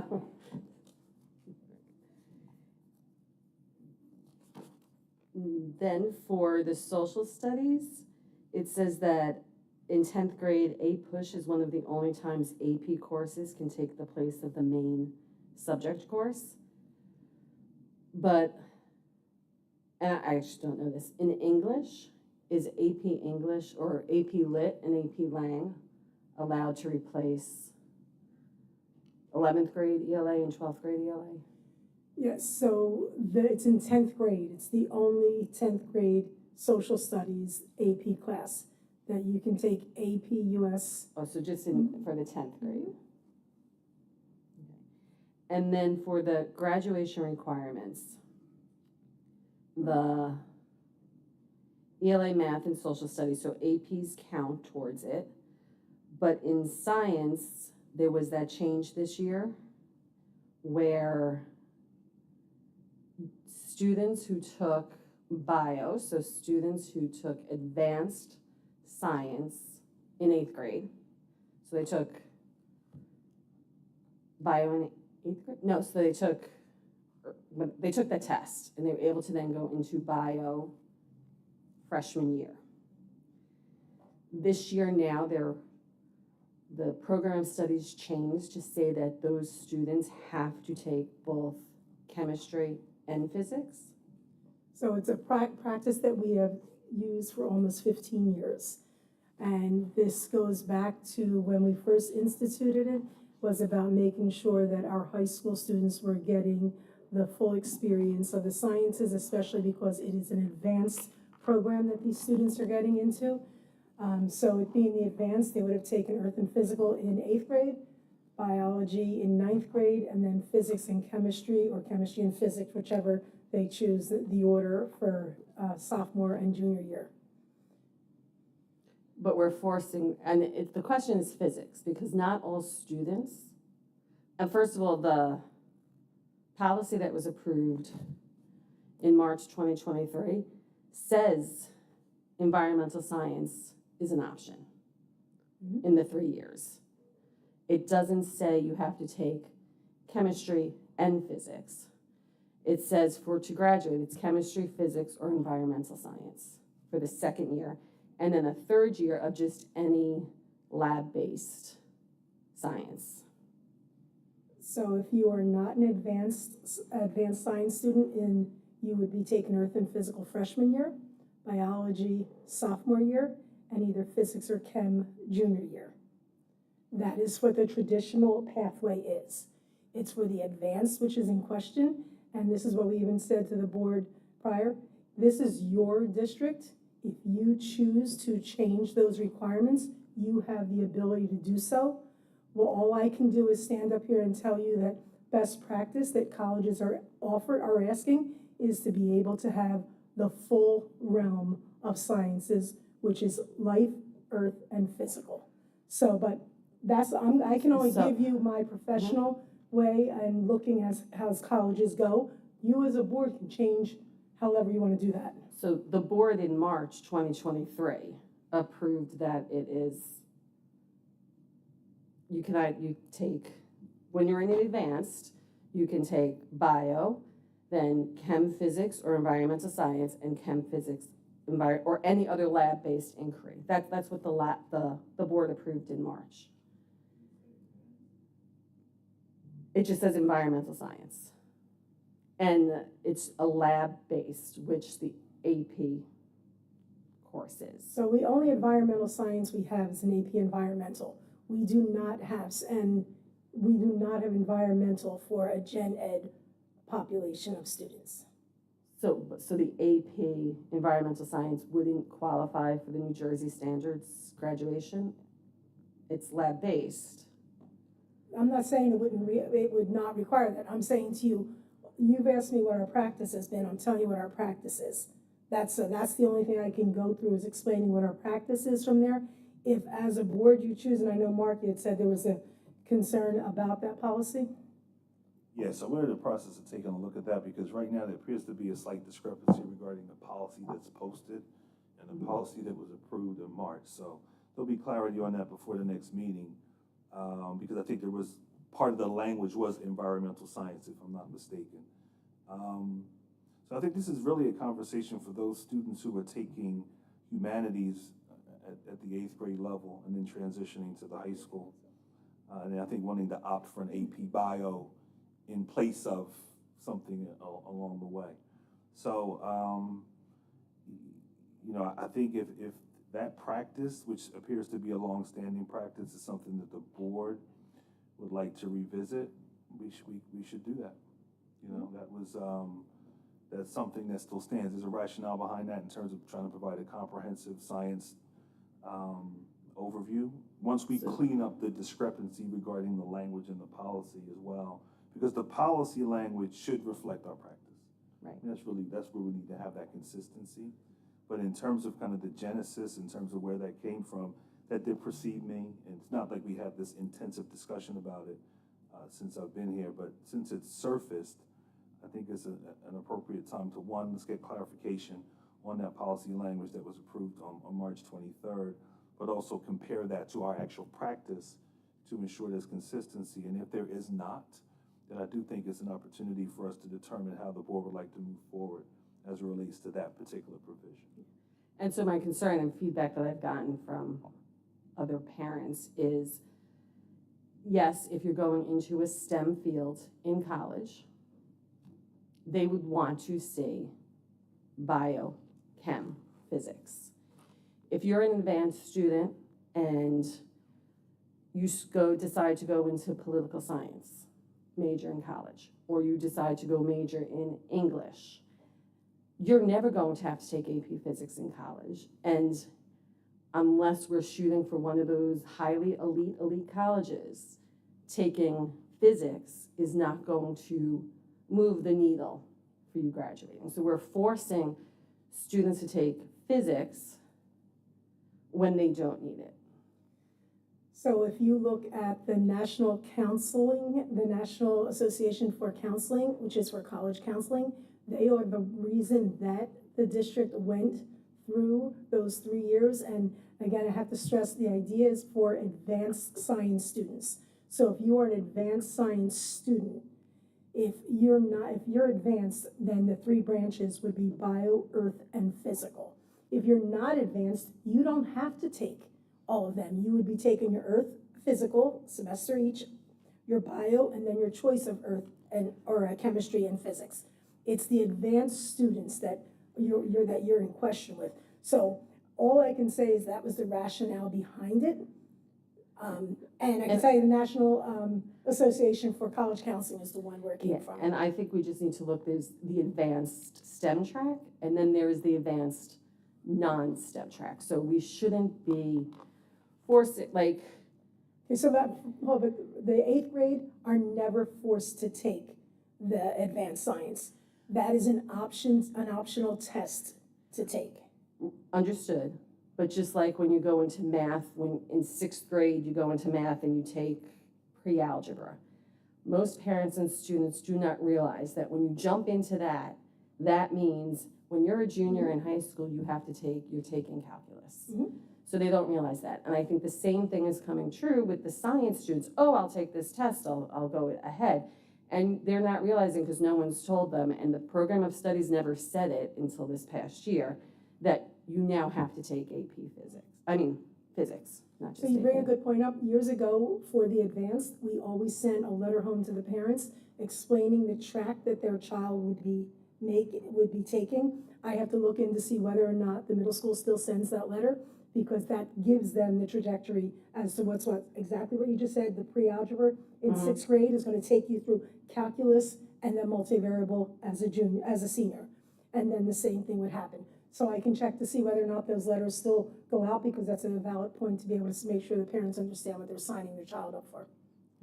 So then I guess the next steps, Mark, is we're going to look at the policy that was approved in March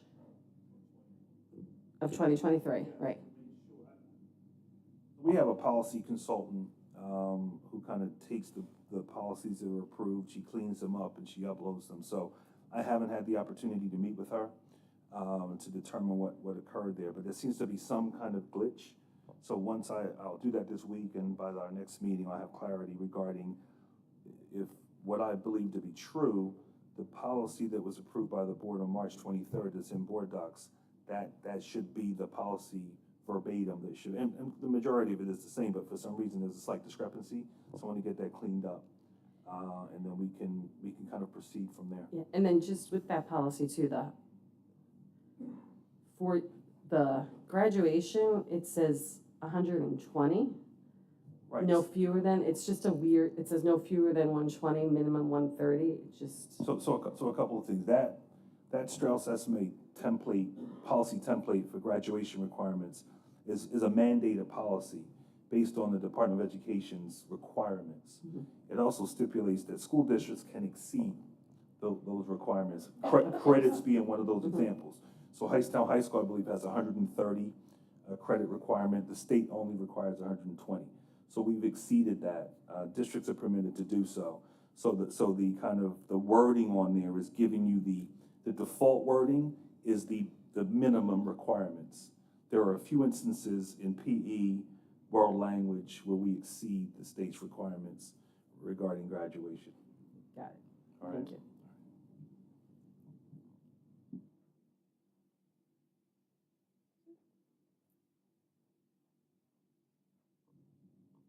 Are there any other questions? If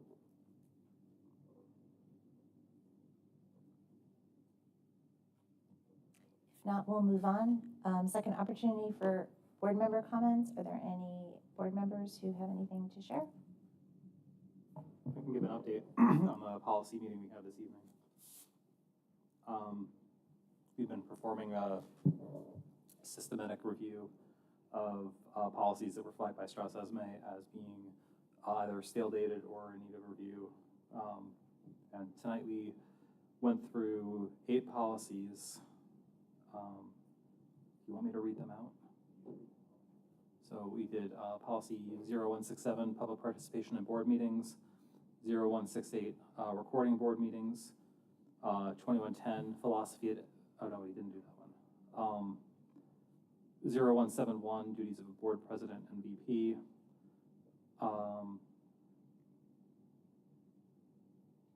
0132, executive authority. 0141, board member number and term. 0146, board member authority. And 0152, board officers. Those we reviewed, recommended updates by Strauss-Esme, and we're kicking them back for updating to cycle through for reading. Policies 1140 and 1523 are on the agenda tonight for second read. Policy 1530 was just approved last board meeting. So we're making good progress going through and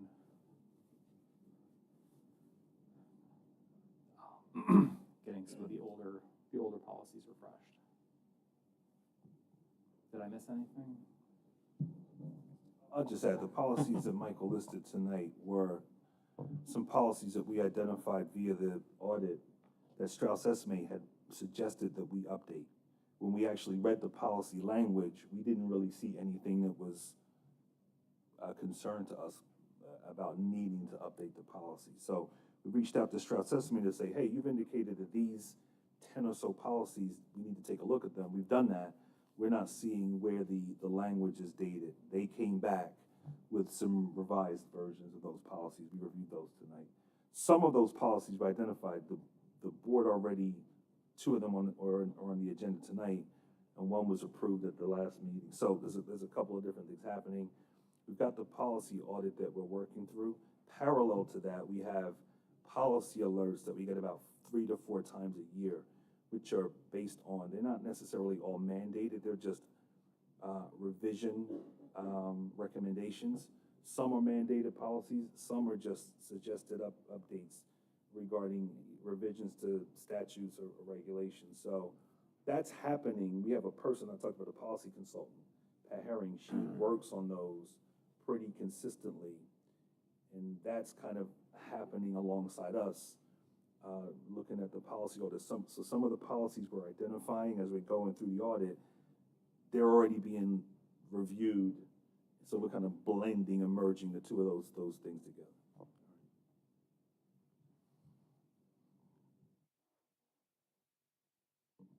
That's great, thank you. Does anybody have any questions about that? I just have one question. Mike, what is the difference with the policy for the president and vice president roles versus the policy about the board of officers? Are they not one and the same?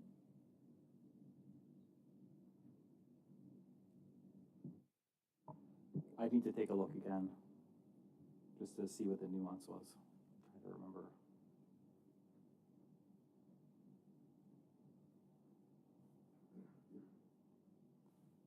Can I get back to you? Sure. It's just I haven't seen the policy. I can share it with but you. I thought that The officers okay.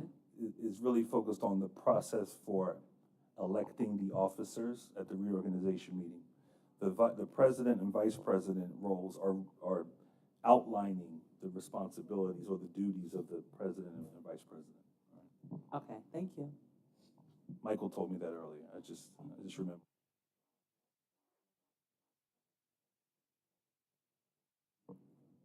Are there any other comments? Yes, I have one. So let's see, Jean, Michael, and I attended the NJSBA workshop last week, and I just wanted to make everyone aware that the presentations will be posted in our app. But if you go to the NJSBA website, review the agenda, and if there's anything that pops out to you might be interested in, I can take some time and download those presentations. It doesn't give you the full experience of being there, but it can give you some highlights of what those topics covered. I just don't want to download all of them. It takes a lot of time and space on my hard drive. So, but if there's anything that pops out, just let me know and I can do that and pass them along to you.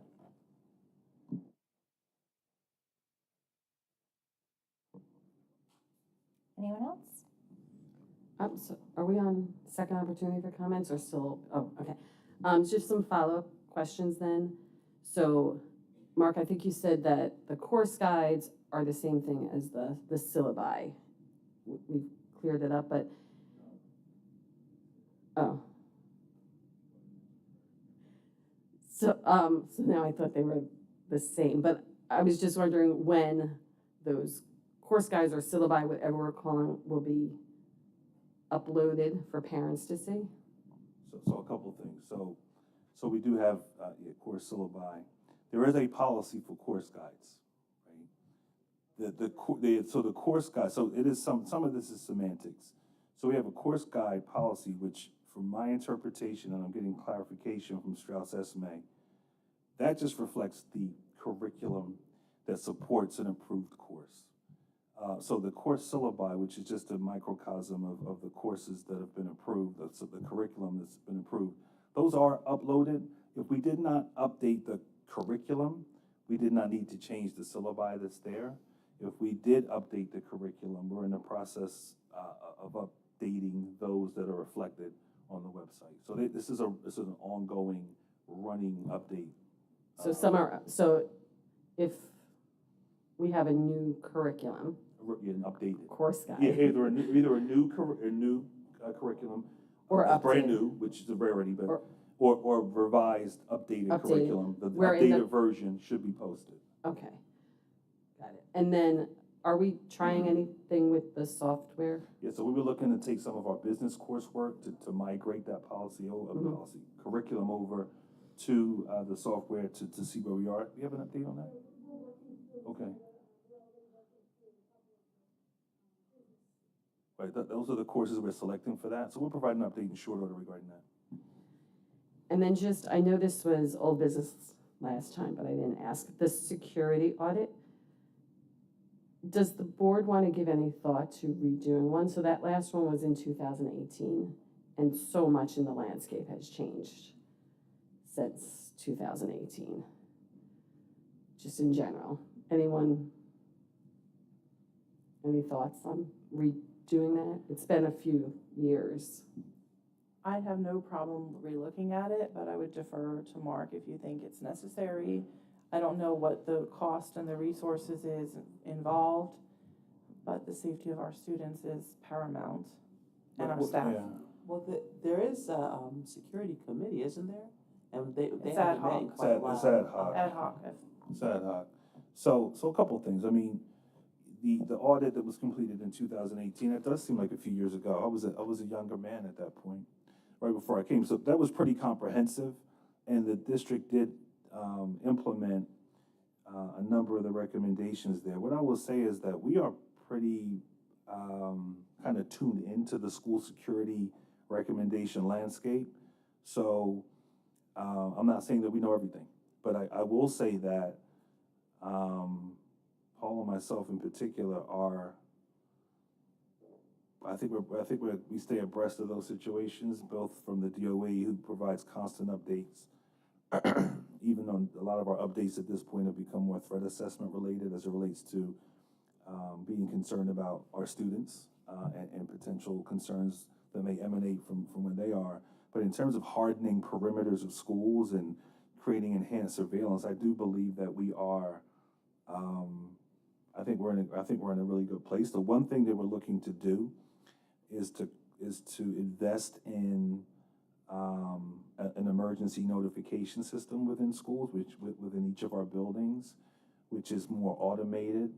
So it's a digital platform. We're piloting it right now at the high school on a smaller scale.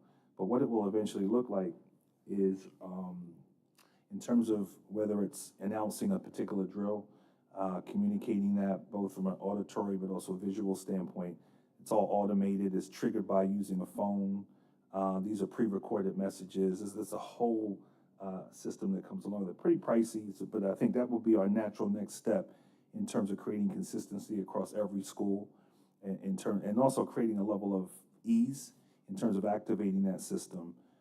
So that's one thing that we are actually dipping our toe into now. We went to visit some schools in Ewing who had a bond referendum to invest in that system within their schools. I'm not against engaging in another audit to some degree.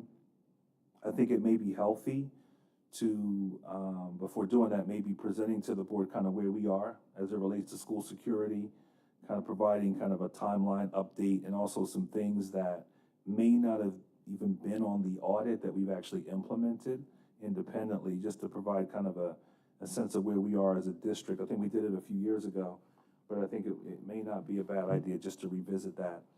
I know part of the conversation we had, it's unfortunate, you engage in some learning based on some unfortunate circumstances, but I know that a recent incident nationally, it created some conversation regarding, notification via ID badges and so forth. So from a technology standpoint, that may be a reason, one of the reasons for us to take a look at where we are as it relates to communication and some of the efficiencies that can come along with that. But one thing we are definitely looking at right now, which would have a relationship, is this emergency notification system, which is app-oriented, and there are some components there that create ease with communication for staff and families and students as well. So we definitely can kind of share some of that information with the board to get a sense of what we're thinking about moving forward, because it will take some investment of resources.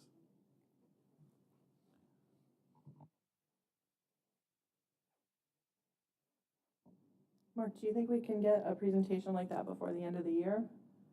Or is that too much going?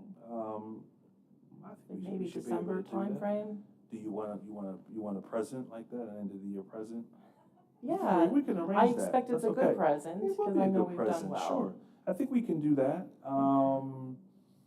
Yeah, I don't see why not. I mean, if not, shortly thereafter, reorg would also would be, I think, a great opportunity. So, yeah, I definitely think we can do that. And just my 2 cents on course guides, that's a mandated policy. So again, I think it is, I agree with you, it's semantics, but it gets confusing because it's a mandated policy. So I guess, I don't know what they were thinking. Because curriculum's curriculum, syllabus is syllabus, and that's, I why make it? always read the course guides as the curriculum, Mhm. but then there was some, some meetings it was said the words just got shared like for everything, so I think that's the confusion. Yeah, a little, I was confused too when I first Yeah. started, and I just kind of, well, all right, course guides is there, but it doesn't mean, we have our curriculum, we have our syllabus. And could we, even though it's mandated, could we change the policy to say curriculum instead of course guides, since that's the terms that we use? Well, there's another policy, policy 2200, which is curriculum content, which adds another layer of potential confusion. And that's more so based on, it's related. I mean, it's definitely related, but it's more so based on when you are developing coursework and providing a continuum across grade levels, areas that we're required to cover based on state mandates, I could just say, from a standard standpoint. So that can also create some confusion because it also references the board having a list of courses for the year. The course guide policy is based on statute, based on the fact that any course that's approved, that needs to be approved by the board, then needs to have with it, just say, a set of procedures, plans, in order for that course to come to life, as it were, and have some outcomes and objectives for students. So course guides are definitely anchored from a mandated policy standpoint because it is a requirement for schools. I think you're right. As we kind of fast forward into creating conveniences and reference tools, one could argue that when we say we need to have guides, whether they're parent guides, right, on the website, I think sometimes we're kind of using some of those terms synonymously, right? So that's where we are. So the practice that we've engaged in is that any curriculum that supports an approved course requires board approval. Any amendment to that curriculum requires board approval, right? But once those, I'll say, once that curriculum's been approved, we then just have a microcosm of that and have a quick reference tool for students and families that we refer to as syllabi. Okay. Can we find out if we can just put AKA curriculum in this course guide document, so 5, 10 years from now, they're not having the same discussion? Right now, I'm actually in the process of getting clarification on 2230, the specific. Yeah, curriculum content and course guides, yes. But from my research, they are synonymous. Like how we talk about curriculum, course curriculum, or content curriculum, that's what our course guides reflect. Okay, then perhaps let's add it to our onboarding topic of discussion. Curriculum is curriculum, course guides curriculum, syllabus is syllabus. Just making it easier going forward so there's not so much confusion. It pops up every once in a while. Thanks. I had a question. Mark, for the security, I guess, company, are we looking out to get like different variation of, system programs, like any different type of beads to see what is feasible? It is going to be very expensive. And I'm just trying to find out, one school might be using one system, the other school might be doing. Is there something we have a bench idea of, like looking and see what is the best approach for our district and cost-wise as how effective it is for us? So, so to answer your question, the goal would be to have consistency across all buildings. you know, the challenge would be making that a reality simultaneously, right? Because there's a finite amount of resources to make that happen.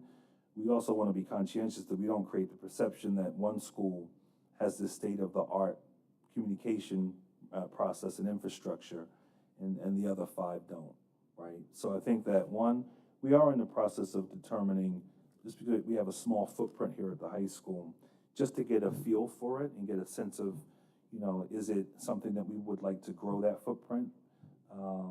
But that is, the ultimate goal would be to try to mass produce that across schools, so therefore we would feel comfortable knowing that any emergency notification system that we have in place, if we're talking about automating it, it would be the same in any school, whether it's the MK versus the high school. That is the goal. All right? I do have a question though. Mark, when, if you're able to, by the end of the year, to have the information about the security audit or something like that, are we able to get updated information? I think it was last meeting or the meeting before, we had a presentation on security and like a threat assessment, and they talked about like, you know, what was found in the different schools. Are we able to get like an update on numbers? Because the numbers we received was last school year. Being that we're, you know, the end of the school year will be done the first trimester or the first, I guess, semester for some of the schools. Are we able to get like updated numbers? Yes, so we're required to provide that update twice a year. But the way the cycles run, we're reporting the information because there's a period of time. For example, reporting period 2 runs from January through June. The school districts have until August to submit the information into the system.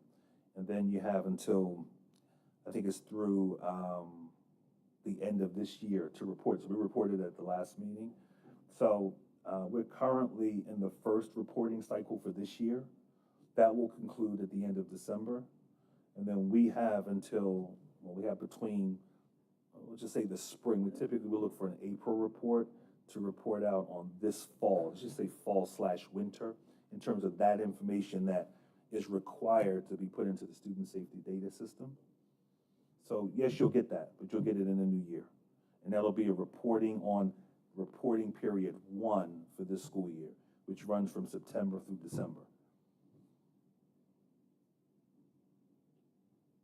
Because if we were to do it in December, it wouldn't be accurate. We would be reporting information that has not fully been inputted into the system. That's the only reason why, okay? So I'd almost be doing it and then coming back again with an addendum.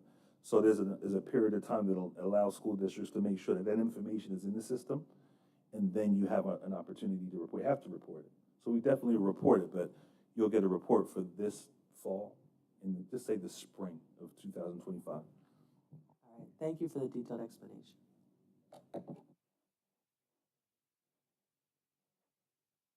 Are there any other board member comments? If not, we'll move on. Second opportunity for public comment. Is there anyone from the public who wishes to speak? There being none, we'll move on to item 9.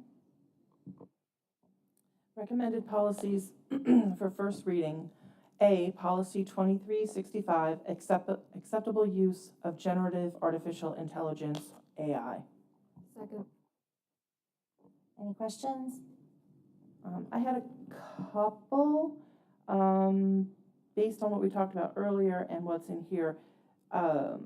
What type and when will our teachers receive PD on putting those tools and guidelines and rules in place for our students? Like, they need PD on how to do that. That's my question. So the first question is, they've been receiving PD on AI, on tools. Obviously, once the policy is approved, we will then engage in some consistent, communication regarding just some procedures that we can kind of lean on policy to drive that. So, you know, right now we're kind of in the what I consider to be kind of the early adaptive phase, which we appreciate, right? Where folks like to get out there and want to experiment. However, we do need to make sure that folks aren't getting too far ahead of things. And we want to make sure there's some parameters in place So, yeah, so once the policy is approved, we definitely will engage in that in a pretty consistent manner. But to be honest with you, professional development has been here already. I mean, I think we heard it tonight in our presentation. So, you know, we will continue to do that. But this will be just some clarification because it's kind of two sides of the coin where we want to make sure that we're leveraging the innovation and it's supporting the educational process, not replacing it, right? But we also want to make sure that our teachers are feeling a sense of efficacy in terms of what tools and where they are, in terms of feeling a sense of comfort. And you know, that's where the PD comes into place. But I think it's also important that people feel a sense of getting there in their own speed to some degree, so they're not feeling a sense of intimidation and discomfort. But I think part of the concern for teachers in particular, and I think it's also important for students, and we're really talking secondary primarily at this point, is that I think it's important for folks to know the kind of rules of engagement, as it were, right? What's appropriate, what's acceptable, how we're going to do it in our classroom. So this will anchor that, and from that we can you know, focus on some innovation, knowing what those parameters are. That sounds great. Thank you. Of course, I'm glad they're already learning too. Based on those rules of engagement, I know it mentions we'll be adding these to the student code of conduct. In the past, I have noticed, and it's probably because of age appropriateness, that some of the school code of conduct, the language is different, but I'm assuming like that each elementary, middle school, and high school, they'll all align seamlessly, so the student doesn't get to a new school and says, oh, the rules are different now, or I don't understand, that they kind of progressively move with them. Yeah, we always want to make sure that things are developmentally appropriate. So right now, and that will, you know, I anticipate that will change to some degree. You know, when we think about students at the elementary level, obviously there's a lot more teacher control over what students are engaged in and exposed to. And that, you know, obviously changes as students develop and mature when they enter the middle school, but in particular the high school. So, you know, the code of conduct component will be reflective of that. You know, at this point, thankfully, we're not concerned about a first grader using AI to get something done. Well, not yet. So I think that, you know, that's not a huge concern for us right now. And if you would ask most of our kindergarten, first and second grade teachers, they may not even be thinking about, from a student standpoint, how to leverage AI to a certain degree. But we recognize, you know, at that level, the teacher may be leveraging AI tools more so to support their students. But as we go through the continuum, we recognize that ownership is more student-oriented as you get into those higher grades. So yes, there's a baseline set of parameters, but obviously how we address that will be based on the maturity level and where students are developmentally. Something you just said made a little light bulb go off too. So are we looking to do any parent and caregiver education on AI? Because we have been using some of it for years now, like Math Facts and the Flash, all those little games that the kids are playing on their computer is some type of AI, but maybe parents and caregivers aren't aware of what that actually looks like. I think that's a great idea. I think we're all using it, right, to some capacity, but I do believe that the technology is evolving so rapidly that I think it will be helpful for families to, one, have a heightened level of awareness, but also have that awareness be leveraged as a tool in your household so you can support your child, you know, with their educational journey, but also be aware of what they're using in classrooms. So I think that's a great point. Thanks. I just have some questions on it. When we redo the curriculum for next year, or the syllabus, or whatever we want to call it, can we add in, or should we think about adding in when AI can be used and so forth? And so this gets approved when it says that we're going to go through a period of figuring out which AI tools the students can use, right? Well, right now we are, as the adults, we're in the process of looking to vet and determine what we think is most appropriate. So look, and once again, This whole process, for the most part, will be based on some level of assuming best intentions, right? Because the technology is such that I'd be irresponsible to sit here tonight to say that we've got it cornered and we would have a complete awareness of every tool that's out there and what folks are using. But however, this at least enables us to be able to lean on something in a more tangible manner to say, hey, like this is what we've agreed to, right? And this is the process we're looking to adhere to. So one of the issues that we're very conscientious of is I'll call it security.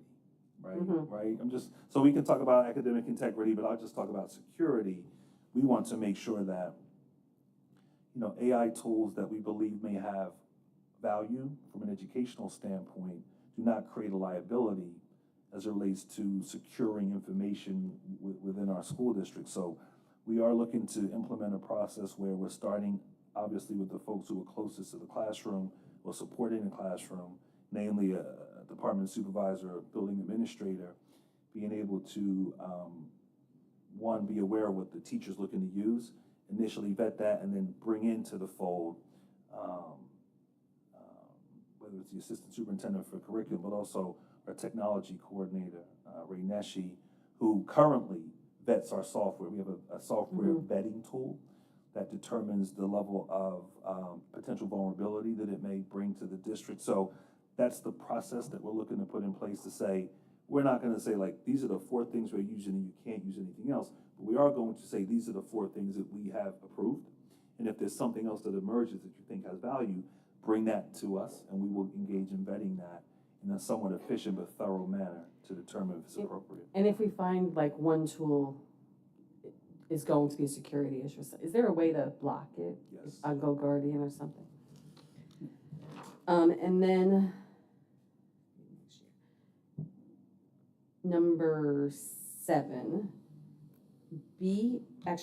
F, G, H, I, and J seem to be repeated of A, B, C, D, and E. Like just different words, but the same. Like F and B are saying the same thing. Oh, that one's exact. Is it F and B? F and B, G and C, H and D, and J and E. They seem to be repeated.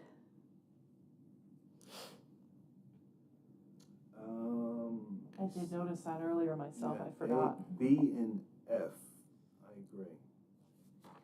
And like That G could just says, be- misinformation, using AI to create and spread false information, but C is kind of the same thing. Yeah, C just differentiates it with HIB. There's a little bit of a difference there, but we could probably look to incorporate that. But yeah, C is specifically tagging HIB, and I think we reference HIB again. Let me see. There just seems to be repetition there. I agree with you on B and F in particular. So I'll take a look at that, and if there's anything we need to streamline, we'll do that before second read. And then the verification. So if a teacher believes that a student used AI incorrectly, one of the things that we have here is the staff member may use plagiarism detection tools, which are not 100% accurate at all. That's why it says may. It's not a one prong approach. So I think if you see in here, the first thing before that, so A just talks about if the teacher suspects it, right? The first thing they'll do is review the student's assignment for signs of unauthorized AI use. And we want to make sure that this goes back to teachers knowing their students. So we want to make sure that if you have a situation like that, we're expecting that our teachers will go back and lean on what they believe represents that student's voice. That's probably the first thing that's going to trigger a suspicion anyway, but making sure that you lean on what you believe that student's voice to be in their style. But also then B talks about engaging that student in a discussion. So we were deliberate in not wanting to make it, you know, you suspect a concern, go immediately to this AI detection tool that may be faulty in itself. Right. So we're just putting that in there as a And they- buffer to right. say, that may be something. They have a tool. Can we comprehensively. add something that says this cannot be the only method?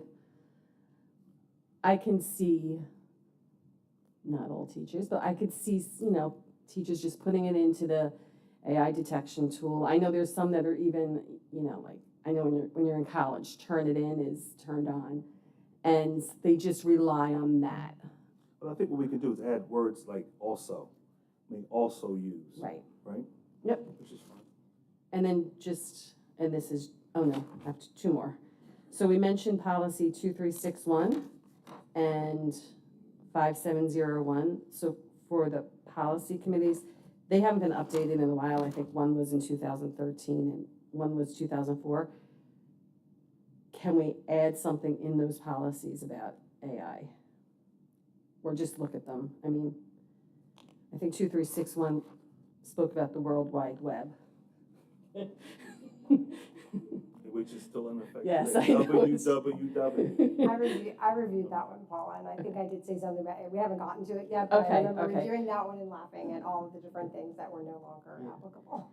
And then this is just nitpicky, but on the top, they all say page 1 of 6.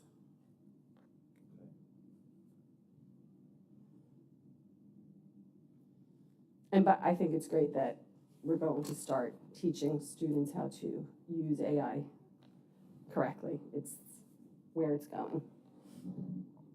Just, Mark, I sent over to you a presentation that was part of one of the sessions I took about a successful implementation of AI tools and the dialogue that I think it was Morris Township had.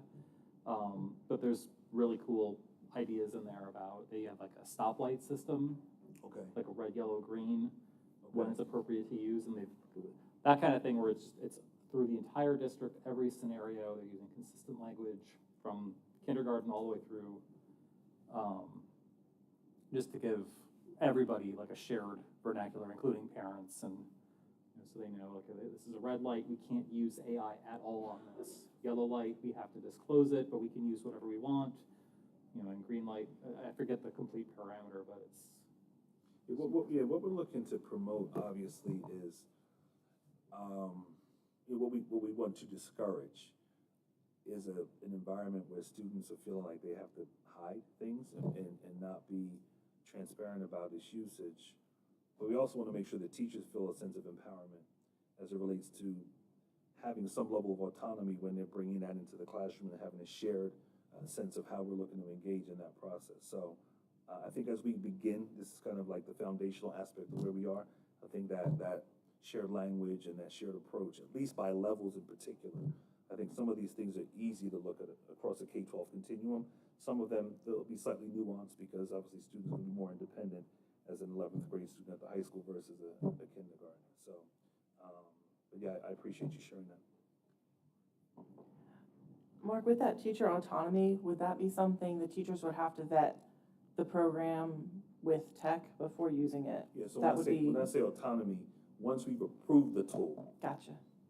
Okay. In terms of, you know, uses that we believe support the educational experience. Yes, but all tools need to first be approved.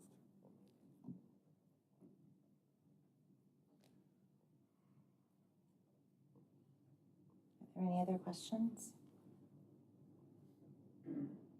Pull the board, please. Ms. Drake?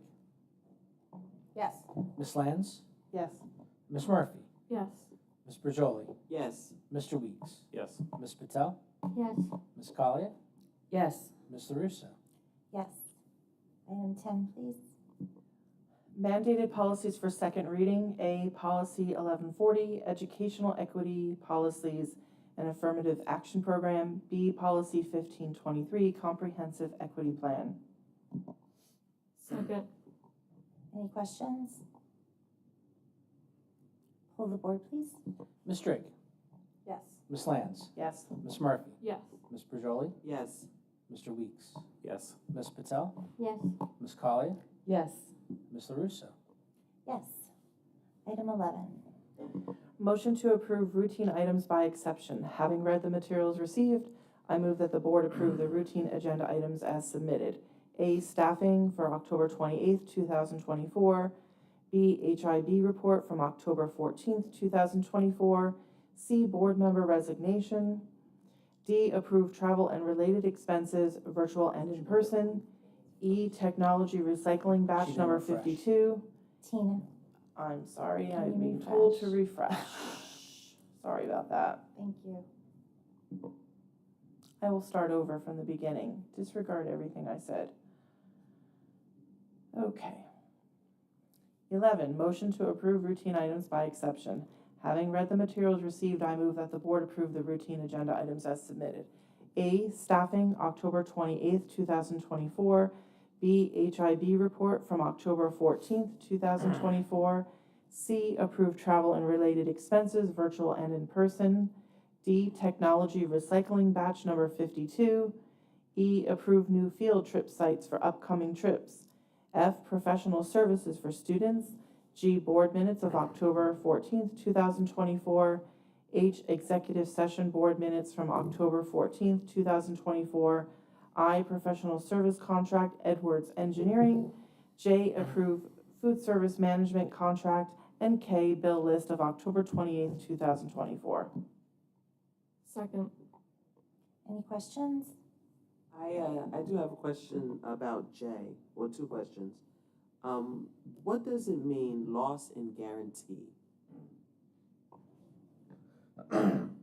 Pardon me. So, pardon me.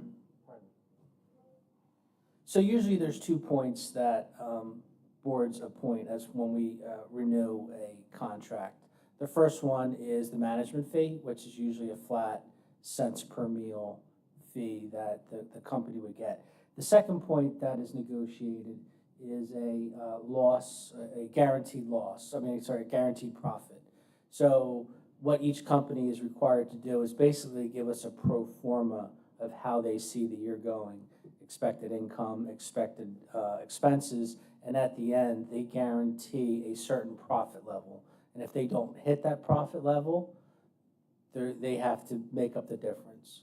So if, the guaranteed profit's $200,000, at the end of the year on the P&L, the profit's $150,000, they would owe the difference. So then when the two that are bidding, the two companies that are bidding, have money there in the red, and one does not, so that means that they're expecting a loss, and that's how much they're going to owe the district? Yeah, so the way I laid out the analysis, because there is a difference in that management fee and a difference in the guaranteed, so I tried to give it some kind of reasonableness so that you can compare apples to apples. So basically, we had 3 companies who submitted bids. One company guaranteed $200,000. Another company guaranteed $150,000.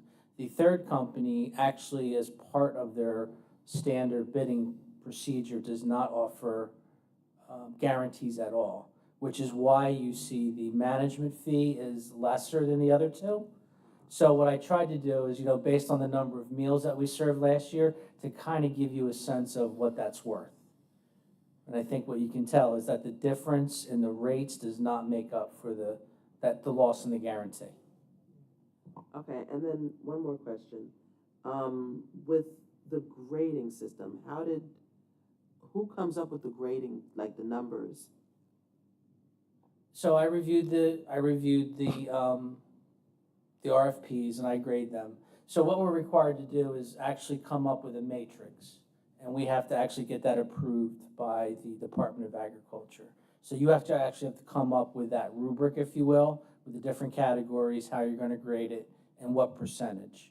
The whole basis of the competitive RFP process you have to go through, it's not just a cost alone analysis. So it's not like when we do a construction process, it's a low bid. So this is what they would say cost and other factors considering. So you take in consideration their ability to, to provide the technical aspect and also the managerial aspect of what is required. Okay, thank you. Just a follow-up to that, so the district gets a profit from selling the food? Like, So what we do, what happens is that there is, we can turn a couple mics off, we're getting a little feedback, thank you. So what happens is that the state wants you not to necessarily run it like a profit-making organization, but they don't want it to be run at a loss. They don't want the general fund to be supporting the operations of the cafeteria. So we've had a very good history where we've turned in about $250,000 a year in profit as a matter of course. And what that has led to over the past couple of years, so you've approved the bids, we take that money and we turn it back around into the program. So if there is a profit, we just can't take it and move it over to the general fund and buy widgets with it. We have to reinvest it back into the program, either in equipment, and I think what we'll be talking about very shortly, because we spent about $1.7 million, and Chartwell's has done such a great job for us that we've invested about $1.7 million in equipment over the past couple of years. So we're pretty much caught up. We've had about 6 companies that came through to review our facilities, and everyone came away bragging about how great everything looked. And I had to remind them, oh, we invested a lot of money, so thanks for that information. So another thing that we can do, which we'll be talking about, is how we can take that fund balance, if you want, and reinvest it back into the quality of the food we produce.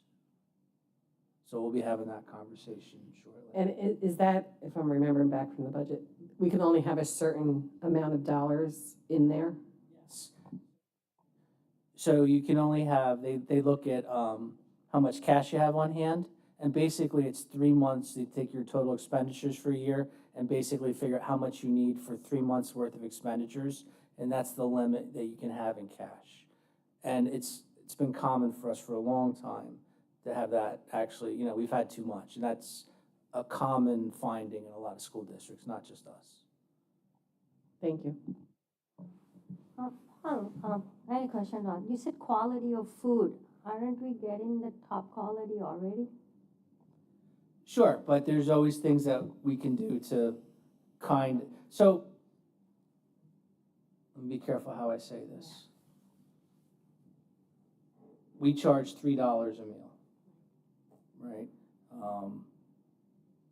And with that, I mean, not that we make a lot of money, but there's a small level of profit per meal. We just have very hungry kids who come in and they eat a lot. That's what I tell people. That's really the key to our financial success.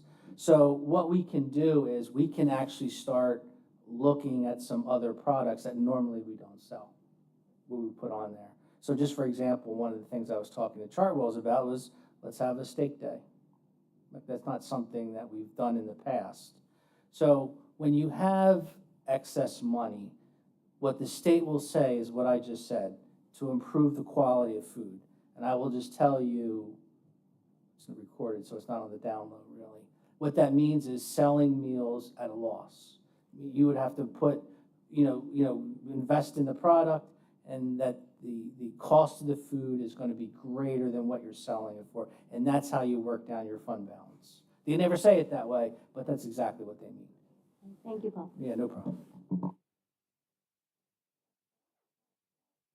Those were some good breadcrumbs, Paul. That means excellent questions, everyone. Are there any other excellent questions? Poll the board, please.